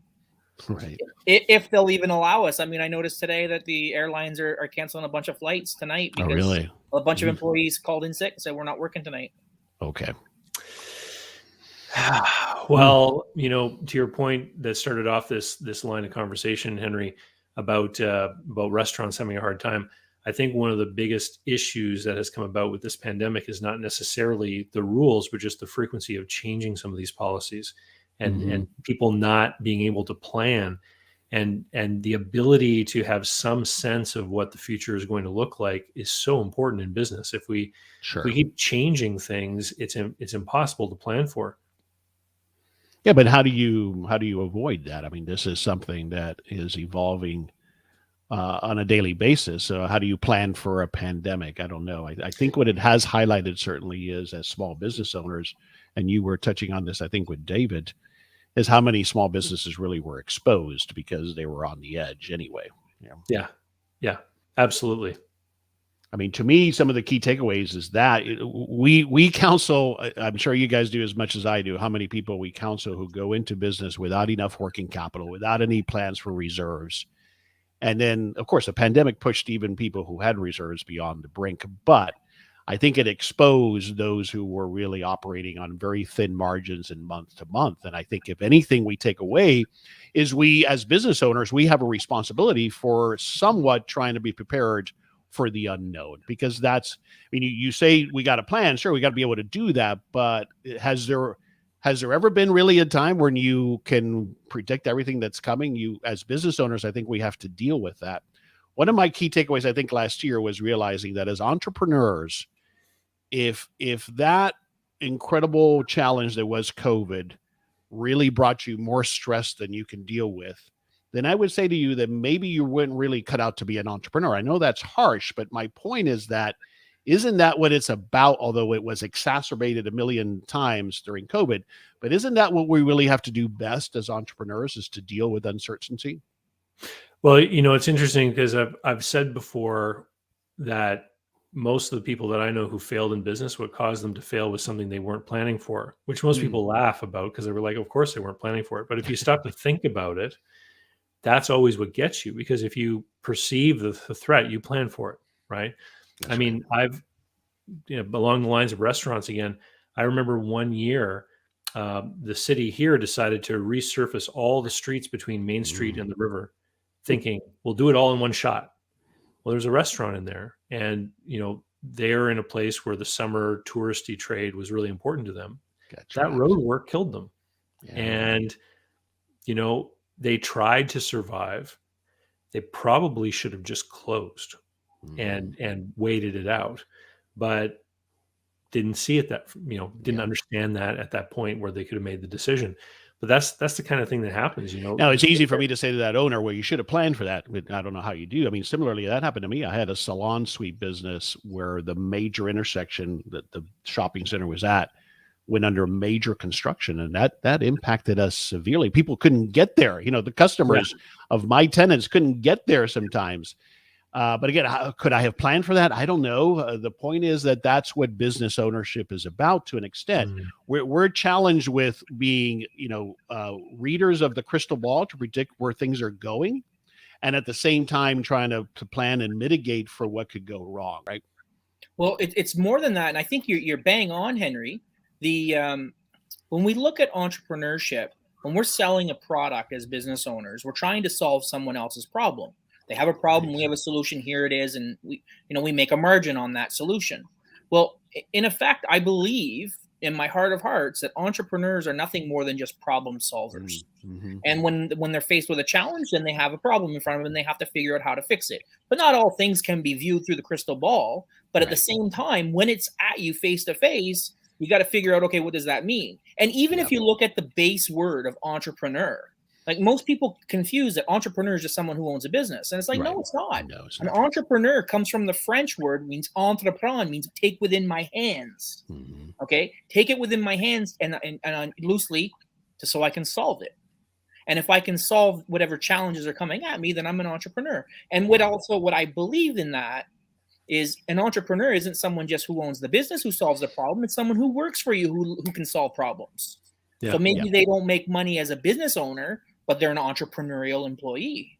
Yeah, you're leveraging those resources. Yeah, taking on responsibility, being willing to be responsible. Yeah, and I think again what COVID did. I'm not saying this is a good thing, but I think it highlighted for a lot of people that stress wasn't something. I mean, listen, who was ready for it? But that level of stress wasn't what they were ready for. My point, my big takeaway here, I think, going forward is if you go into business thinking that you're going to plan for something and then it's going to go according to plan for here on forevermore, then you've got the wrong approach. Now, it is what it is. Some people are business owners instead of entrepreneurs, and so that's the challenge. My wife, as you might recall, David, has a travel consultant, so her business has been in turmoil as well over the last year. But she's starting to see now that pent-up demand of people wanting to book travel for next year. So that's another business, of course, that was decimated. Yeah. Well, I know that there were a lot of international restrictions too for Americans to visit other places. That's right. There still are. Was she able to do some more domestic travel related business over the last year? Yeah, I think that's what happened. It's interesting enough. A lot of people all of a sudden were starting to go to the Keys. The Florida Keys became a hot destination because it's in the U.S. and it still has that tropical feel, and there are more resorts and things to do down there than people realize. And it had become Mexico, but then Mexico became restricted. So yeah, domestic is where it went. The problem with somebody like her and her business is that there isn't a lot of money to be made in that kind of travel. Right. Right. Yeah. Because of how the commissions and everything work. How the commissions work exactly, and the expense of the trips and all of that. It's interesting. I was just reading an article getting ready for this conversation about that Indeed did together, or study rather, on the whole issue by why people are not looking for jobs. And it's interesting that that's part of it. We don't realize that a lot of people did not spend a lot of money on travel that they otherwise would have spent, right? And so instead, they're using that money to give them some cushion on, well, maybe I don't have to go back to work yet. And that's been one of the challenges. And so, yeah, a trip to Key West is not the same budget-wise as that planned trip to Europe that was going to happen for that family. Well, I know my contractor who built my deck in 2020, and I was lucky to be able to get him and get the materials when I did. Right. He commented to me that people were actually saying to him that they were spending their travel budget with him. For interesting. Yeah, I can imagine so. Decks, patios, swimming pools, all that kind of stuff that was being put in, where people realized, hey, if we're going to be stuck here, we better make it more enjoyable. Absolutely. Yeah. Speaking of doing work and stuff, I've been very busy here this fall. You know what I've been doing, guys? I've been working on adding modules to my Business Buyer Advantage program. And so I just recently added another 2.5 hours of content.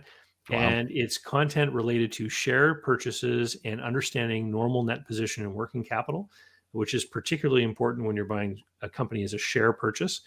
And I'm doing a little bit of a promotion. I've put a special bonus in the program that's only going to be there until the 3rd of January. And when the 3rd comes around, I'm also going to increase the price because I heard something about inflation. So I figured I should raise my prices. And I'm letting everyone know ahead that they can enroll today.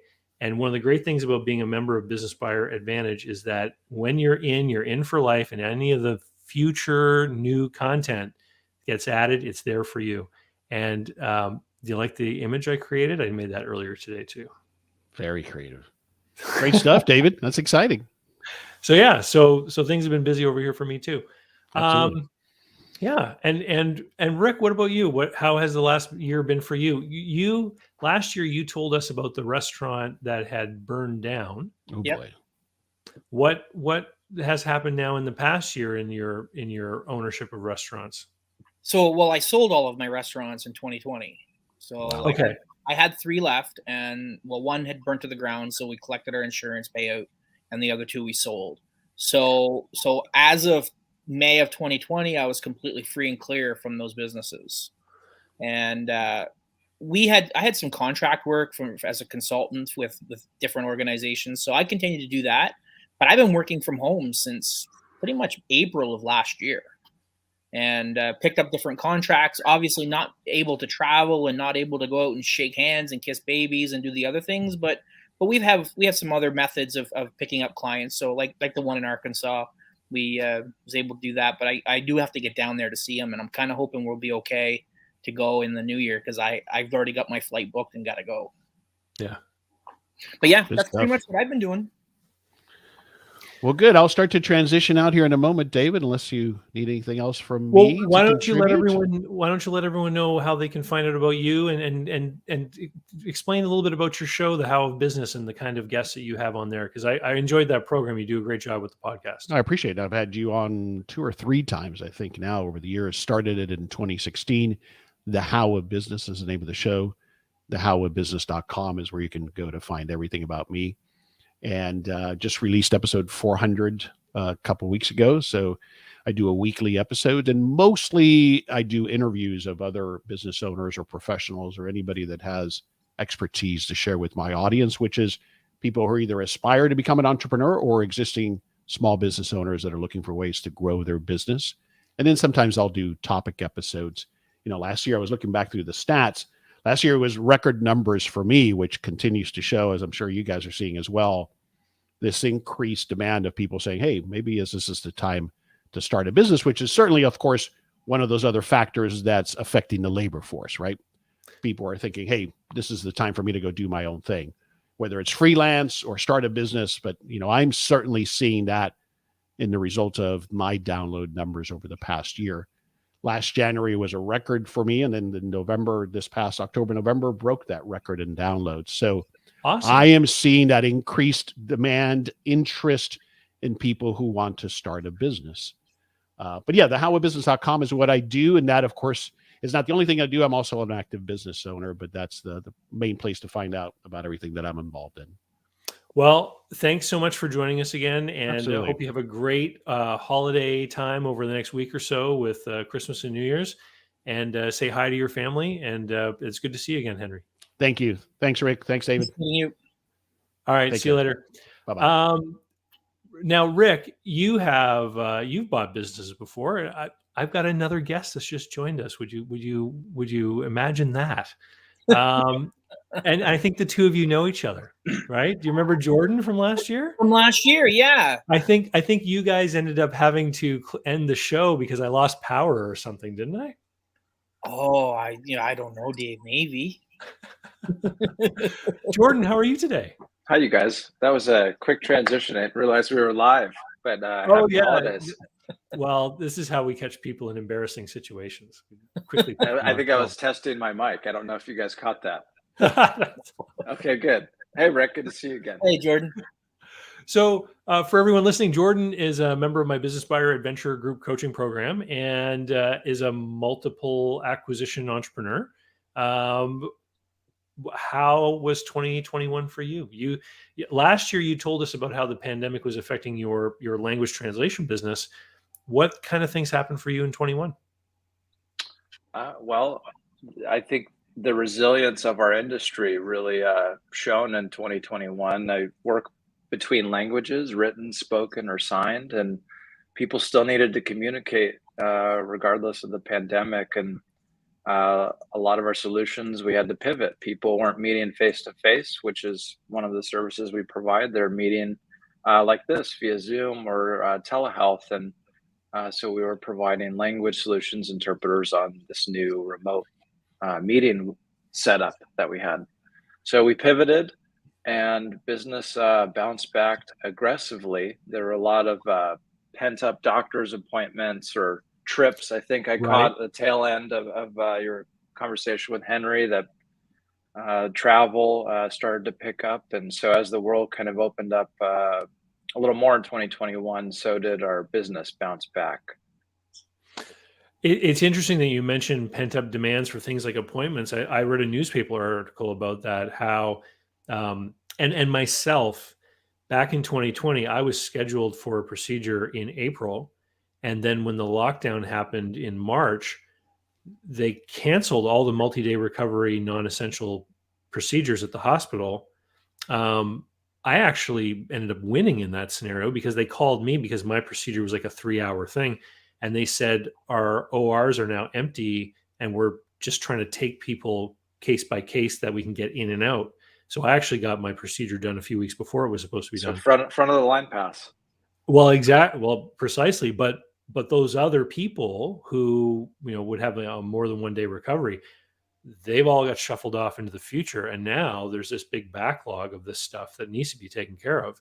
And so your company helps in those situations where people need an interpreter. That's right. Yeah. Yeah, that's right. We're kind of the biggest little industry that nobody's ever heard of. And it makes complete sense once you explain that we help people communicate across language barriers. And what about the acquisition front? You had looked at a couple of deals this year. Anything you want to share with us about that? Well, I mean, not only has the world shifted, but also different industries benefited and others were really crushed from this pandemic. I don't think there was anyone in between. It was really you did better or worse. What am I seeing in the acquisition side is people that were burnt out and wanting to sell. I'm buying the same business, translation services companies. I've found a niche and I'm trying to replicate success each time, kind of use this playbook, buy and improve and buy again. Owners' expectations have changed because of the pandemic and because things have bounced back so aggressively. So people that were burnt out at the end of 2020 that I was talking to might want to cling on for another 1 or 2 years and ride this rebound and enjoy the cash flow. So that was a new change, as well as seeing new competition enter the marketplace, specifically in my industry. Some people were flush with cash because of government programs or their business did well. And so what are they going to put their money into? Well, I'll buy another business like mine. So I'm seeing more competitors in my industry that are industry buyers like me. Well, and so have you noticed a difference in, like, have you butted heads with one of these other players in a deal that you've been looking at? Yeah, actually, I have a funny story about that. I definitely believe in a rising tide floats all boats, as they say. And I'm not an expert, but I like to share at least the lessons that I'm learning. And so I'll go to our industry conferences and give a talk on buying a business and the ins and outs of it. The benefit is build my brand and rapport with other folks, potential sellers, but also rapport with some other buyers. And so you could say I'm kind of educating or inspiring my competitors. And in a recent opportunity, I found out somebody that attended my talk in Chicago was bidding a lot higher than I was on a deal. And so I wasn't going to get that one because they were very bullish, offering a price that I just couldn't justify. So, well, sometimes it's okay if other people want to park their capital in that way, because it means that that money isn't necessarily available to compete with you on a realistic deal you might find next. Sure, a silver lining.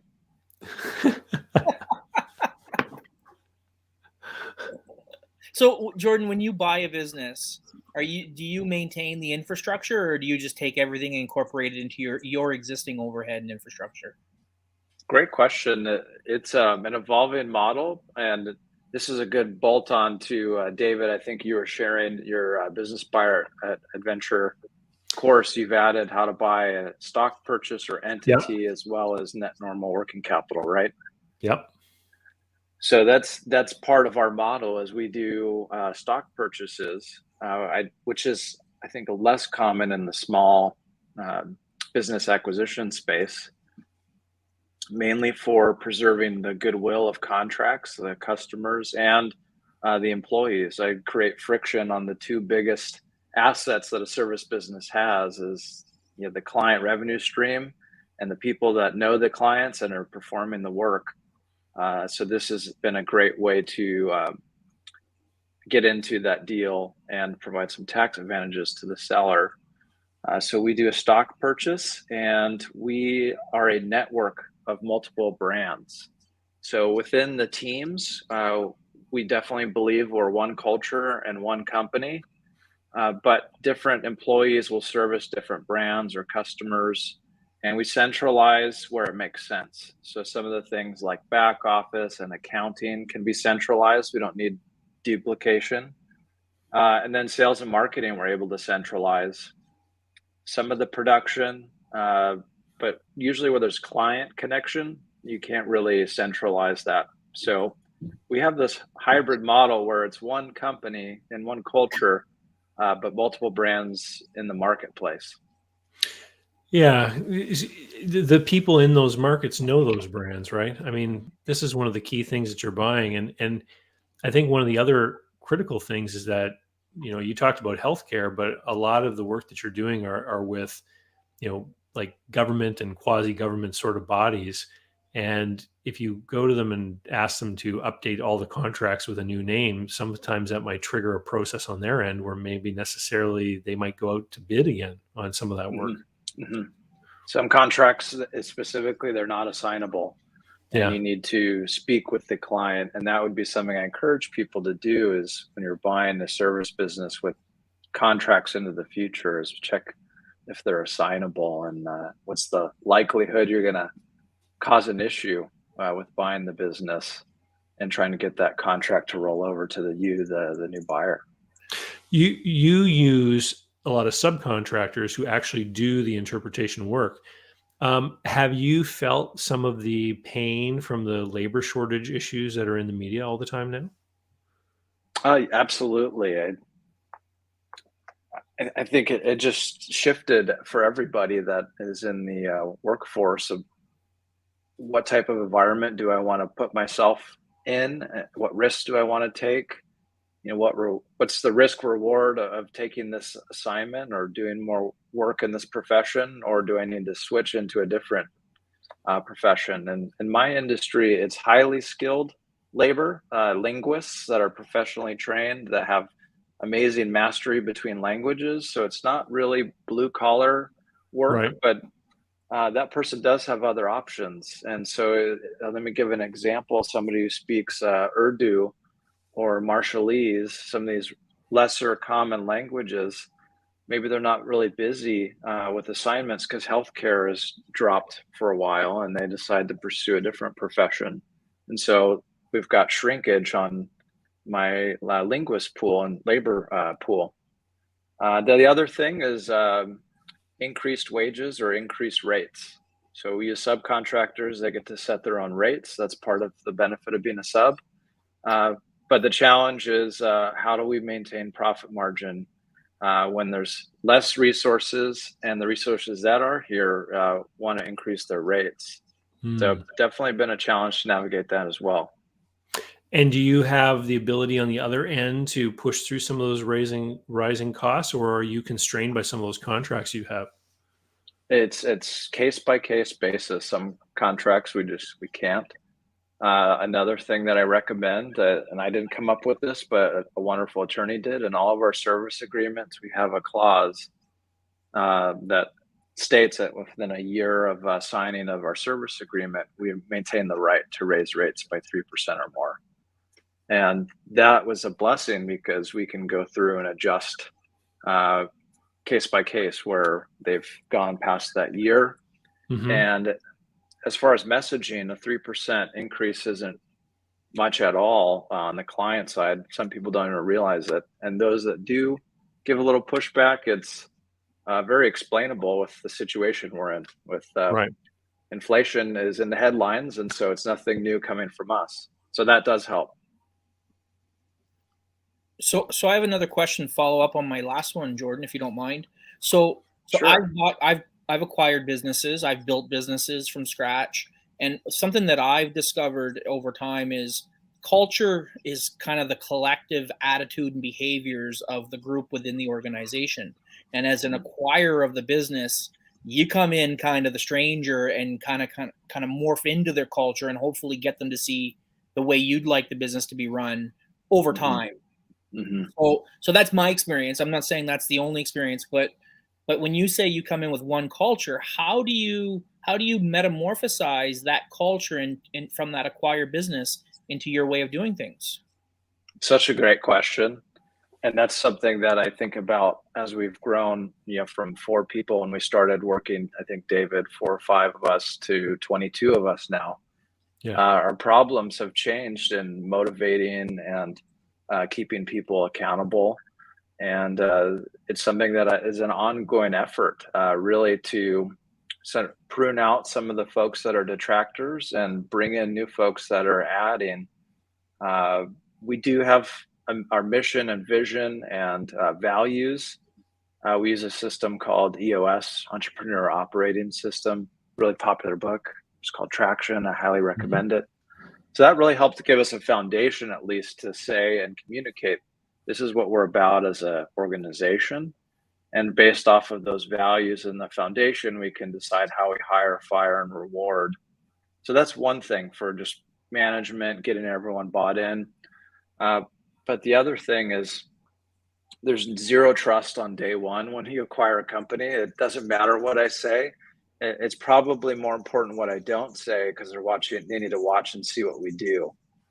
So we could probably go on for a long time on this, but I think we're still a work in progress. But I look for quick wins is my short answer. And I do one-on-ones with every single person. I ask them, tell me about you. Tell me why you work here. What do you love about the business? What do you hate about it? How can we make the place better? And so that first conversation, I'm looking for just some quick ideas. I'll give you a silly example. Well, the coffee in our office has sucked for years. I would love, Folgers or Tim Hortons special holiday blend. And I take note because that's something I could do really quickly, and it costs me a little more money. But to win the trust. So the other, I'll give you an example of the last acquisition we did. There were 3 people that were underpaid according to our brackets. They did the same job as other people in our 2 other companies, and they were underpaid maybe 15%. And we could have just ignored it and rolled with it, but I didn't want the team to be talking and realize, hey, there's this discrepancy. What does that say about management, about how we run this company? And so we made the decision to increase on day one everyone's salary by 15% that were below, and said, I don't know you or your performance yet, but I assume that you're fantastic, and we're going to give you a raise because it's the equitable thing to do. So that also helps to win over people's trust and get them to start buying into some of the values that we purport. And at what point did you discover the wage discrepancy? Was it before you did the acquisition, or was it after? It was during due diligence. And the question was, looking at cash flow, especially in the beginning, how do we handle this? Could we stair step it? Do we not address it at all? And that was our way of solving it, is just on day one. But there's probably a lot of other creative solutions that would mitigate cash flow crunch and getting people to an equitable pay bracket. Yeah. I get questions from time to time from different people who want to take a big business analysis lens and apply it to these small businesses, and they want to talk about numbers like rates of return and return on equity and stuff like this. And so in this situation, in due diligence, you discovered that there was an expense line that probably should have been bigger in the company you were looking at, which would mean that the cash flow isn't as good. And so from a strictly numbers point of view, it's very quick to say, well, we can't pay them more or else the numbers won't work anymore. But when we're talking about people, we're talking about small business. The functioning of the thing, like what would it, what's the cost of replacing 3 people when they get upset and leave, right? Right. So it's the functioning of the thing, making sure that it works, making sure that it's going. You can find another way to make some more money with a happy, joyful team that wants to participate, wants to help out, and wants to contribute. I think more so than you can, applying the Ebenezer Scrooge management model since we were in the holidays. Sure.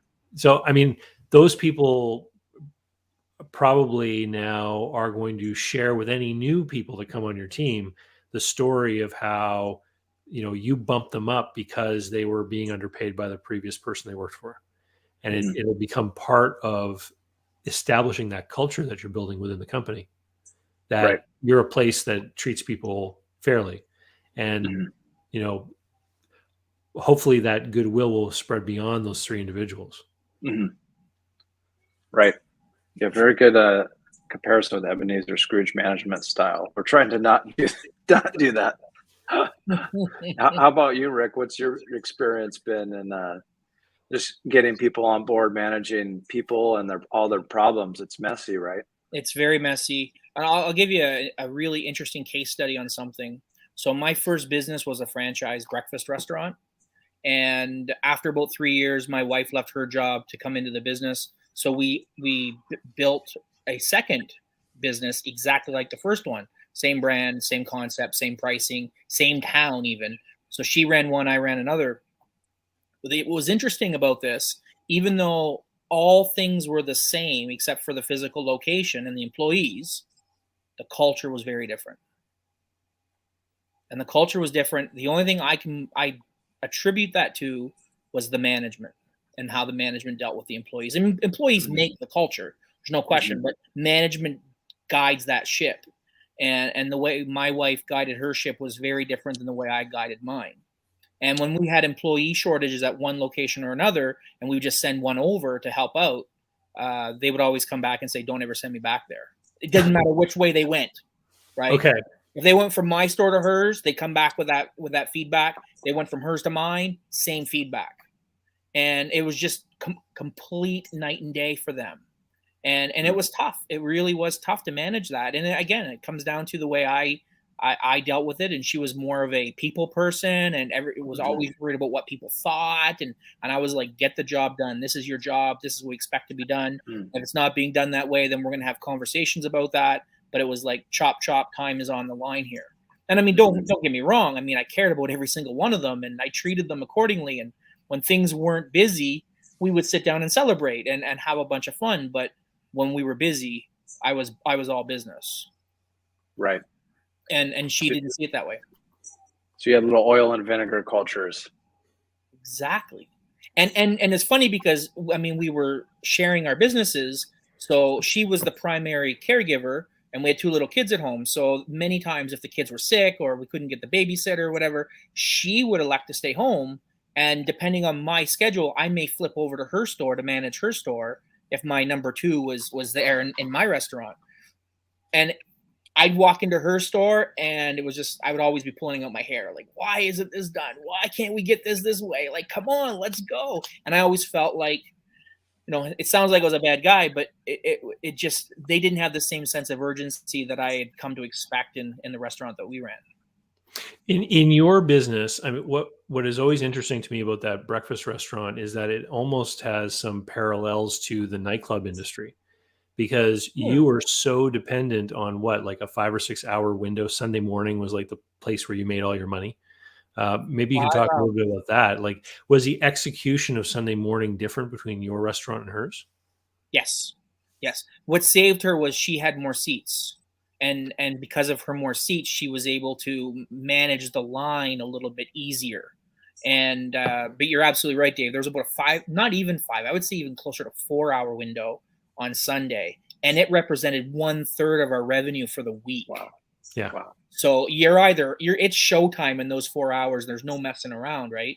And that's pretty much what would come down to was if tables were dirty and they weren't getting turned over quick enough and the lineup was kind of going out the door, I would lose it because that's our money.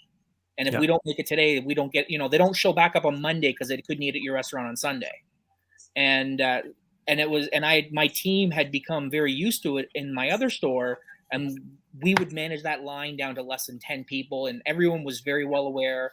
I didn't have to say anything. Everyone they had signed on and bought into the idea that their lineups do not exist. And they didn't have that same sense of urgency. So yeah.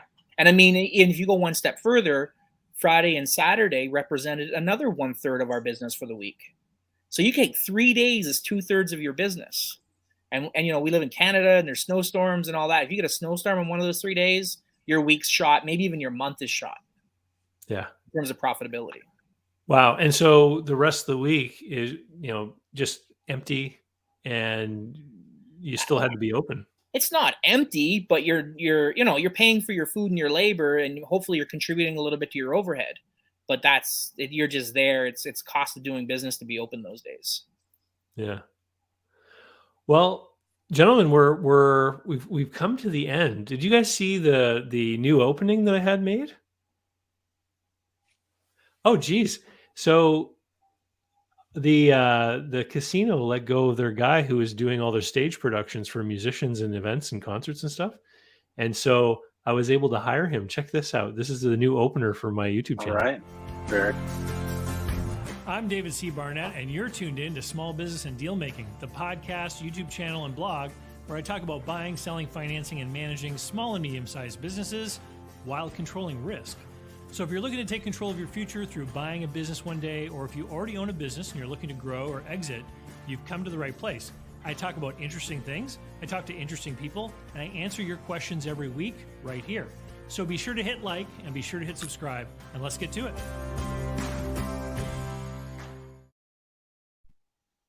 Well, what do you think? Reviews? Wow. Dave, when are you getting the call to Hollywood? I don't know. Do they have COVID there? We need a next James Bond. You're going to give him a run for his money with that suit. It's funny you say that, Jordan. Dave, pull up the picture that you showed me and Henry a while ago. That's exactly what I was thinking. I was like, that's so James Bond in jeans. Well, listen, I think it's been a cool move because I've been getting a lot of positive feedback, and I'll tell you, I did an interview with Jeff Alpaugh. I had him on as a Monday night live stream, and what he was saying in that video is that the way you look affects how you feel, affects how you perform, etc. I totally believe it. It's totally true. And I remember back, earlier parts of my career when I was, out doing face-to-face sales for different businesses I worked in, and I had like a jacket and a tie on and everything. Like, you would feel it. And in fact, I've been working at home offices now since, when did they move me? Well, since about 1999 is, I think, when I started working from home offices. And when I was younger, in order to get myself into the mindset of being at work, I used to have to get dressed, even if I wasn't going to see a customer. I would get dressed with the tie on to sit in my home office and do my work, make phone calls and stuff. Just, shirt up, abdomen up. Well, I mean, I would just put the whole outfit on. Nowadays, I don't have to do that. Nowadays, I can be jeans and t-shirt in my home office, and I still have the discipline to like get my stuff done, do the work, go through my files. But back in those days, there were always these distractions, and wearing the clothes actually made it easier to work. It's funny you say that because I have a friend who's from Morocco, and his dad's retired, still lives in Morocco, but this guy lives here. And he was telling me that one of the greatest lessons his dad taught him was when he retired, he kept getting up every single morning, having a shower, brushing his teeth, and putting on nice clothes, even though he never left the house. And so my friend was like, well, why would you do that? And he's like, because otherwise I'm going to fade away, and I have to feel good. And if I go out for a coffee, I'm already ready, dressed and ready to go. Mm-hmm. Yeah. Well, listen, fellas, thanks so much for coming today. It's been a blast. This is the third Christmas Eve special that I've done, and I'm having a lot of fun. I think I'm going to keep doing it. Kids are with their mom, so if it wasn't for you guys, I don't know what I'd be doing today. Probably freezing in the cold outside somewhere. So thanks for helping me to keep things warm and cozy, and for helping to create something for people to tune into over the holidays when they have a little bit of downtime. Yeah, great content, great guests. It's been a good tradition, David. Yeah, I think so. Rick, if people want to reach out to you, if they're interested in maybe having you work with them from your marketing or your restaurant consulting point of view, how can they reach you? Easiest way is Rick Nicholson. I don't have my last name up here like you guys, but it's Nichholson at wizardofads.com. And in the show notes, I put a link to your LinkedIn profile. Okay. So perfect. If people want to dig up the show notes, they can click over to your LinkedIn profile. They can send you a connection request and find you that way too. And Jordan, where can people find out more about you and your company? Yeah, please find me on LinkedIn as well. I think that's a great network. And then I've been a part of Twitter for over a decade, and I'm reinvesting in being on that platform. And I'm amazed at the content and people you can engage with. So you can find me on Twitter, because that's my resolution for this next year, is to be sharing and engaging with folks. What's your Twitter handle? Find business at Jordan P. Evans .com, at Jordan P. Evans. At Jordan P. Evans. I'll put it in the show notes as well. Listen, guys, thank you very much. We've got a few other people saying that they've enjoyed the broadcast today. Thanks, Eric. I appreciate you too for watching. And Willamette Property Services. I didn't get into a holiday chat, but I'll be in your queue for consulting in mid-January. Well, thanks. We love to have customers. That's what business is all about. All right, guys. Thank you very much. And I will talk with both of you shortly, and we'll see everybody else in the new year probably. And remember, if you haven't already, and if you're just watching on YouTube, sign up for my email list, davidcbarnett.com. Those holiday chat calls start getting released tomorrow. There are 9 of them. They're awesome this year. And the ones from prior years are awesome too. And don't forget, if you have not enrolled into Business Buyer Advantage yet, now's the time to do it, because there's going to be a price change in 2022. There's a special bonus that's in there. A recording of my appearance in Toronto in 2020 is in there only until the 2nd of January. And the new modules are in there with respect to share purchases and net normal position and working capital, which is a mouthful, but it's really important if you're going to buy a business. And with that, I'll say see you later, and talk to you soon. So how can you learn more about buying, selling, financing, and managing small and medium-sized businesses? Easy. Head over to my blog site, davidcbarnett.com, where you can learn more about me and how I work with my clients. You can learn more about my books and the online courses that I've prepared for you. You can find out about how to subscribe to my email list, the YouTube playlists, etc. There's literally hundreds of hours of content there, all for free, and I'd love for you to be my guest. Special thanks go out to Jeff Alpaugh Customs for being my tailor. Men all around the world can look dangerous, just like me, with the help of Jeff Alpaugh Customs. JeffAlpaugh.com. Use the code DCB10 to save. They handle multiple currencies and ship anywhere you happen to be.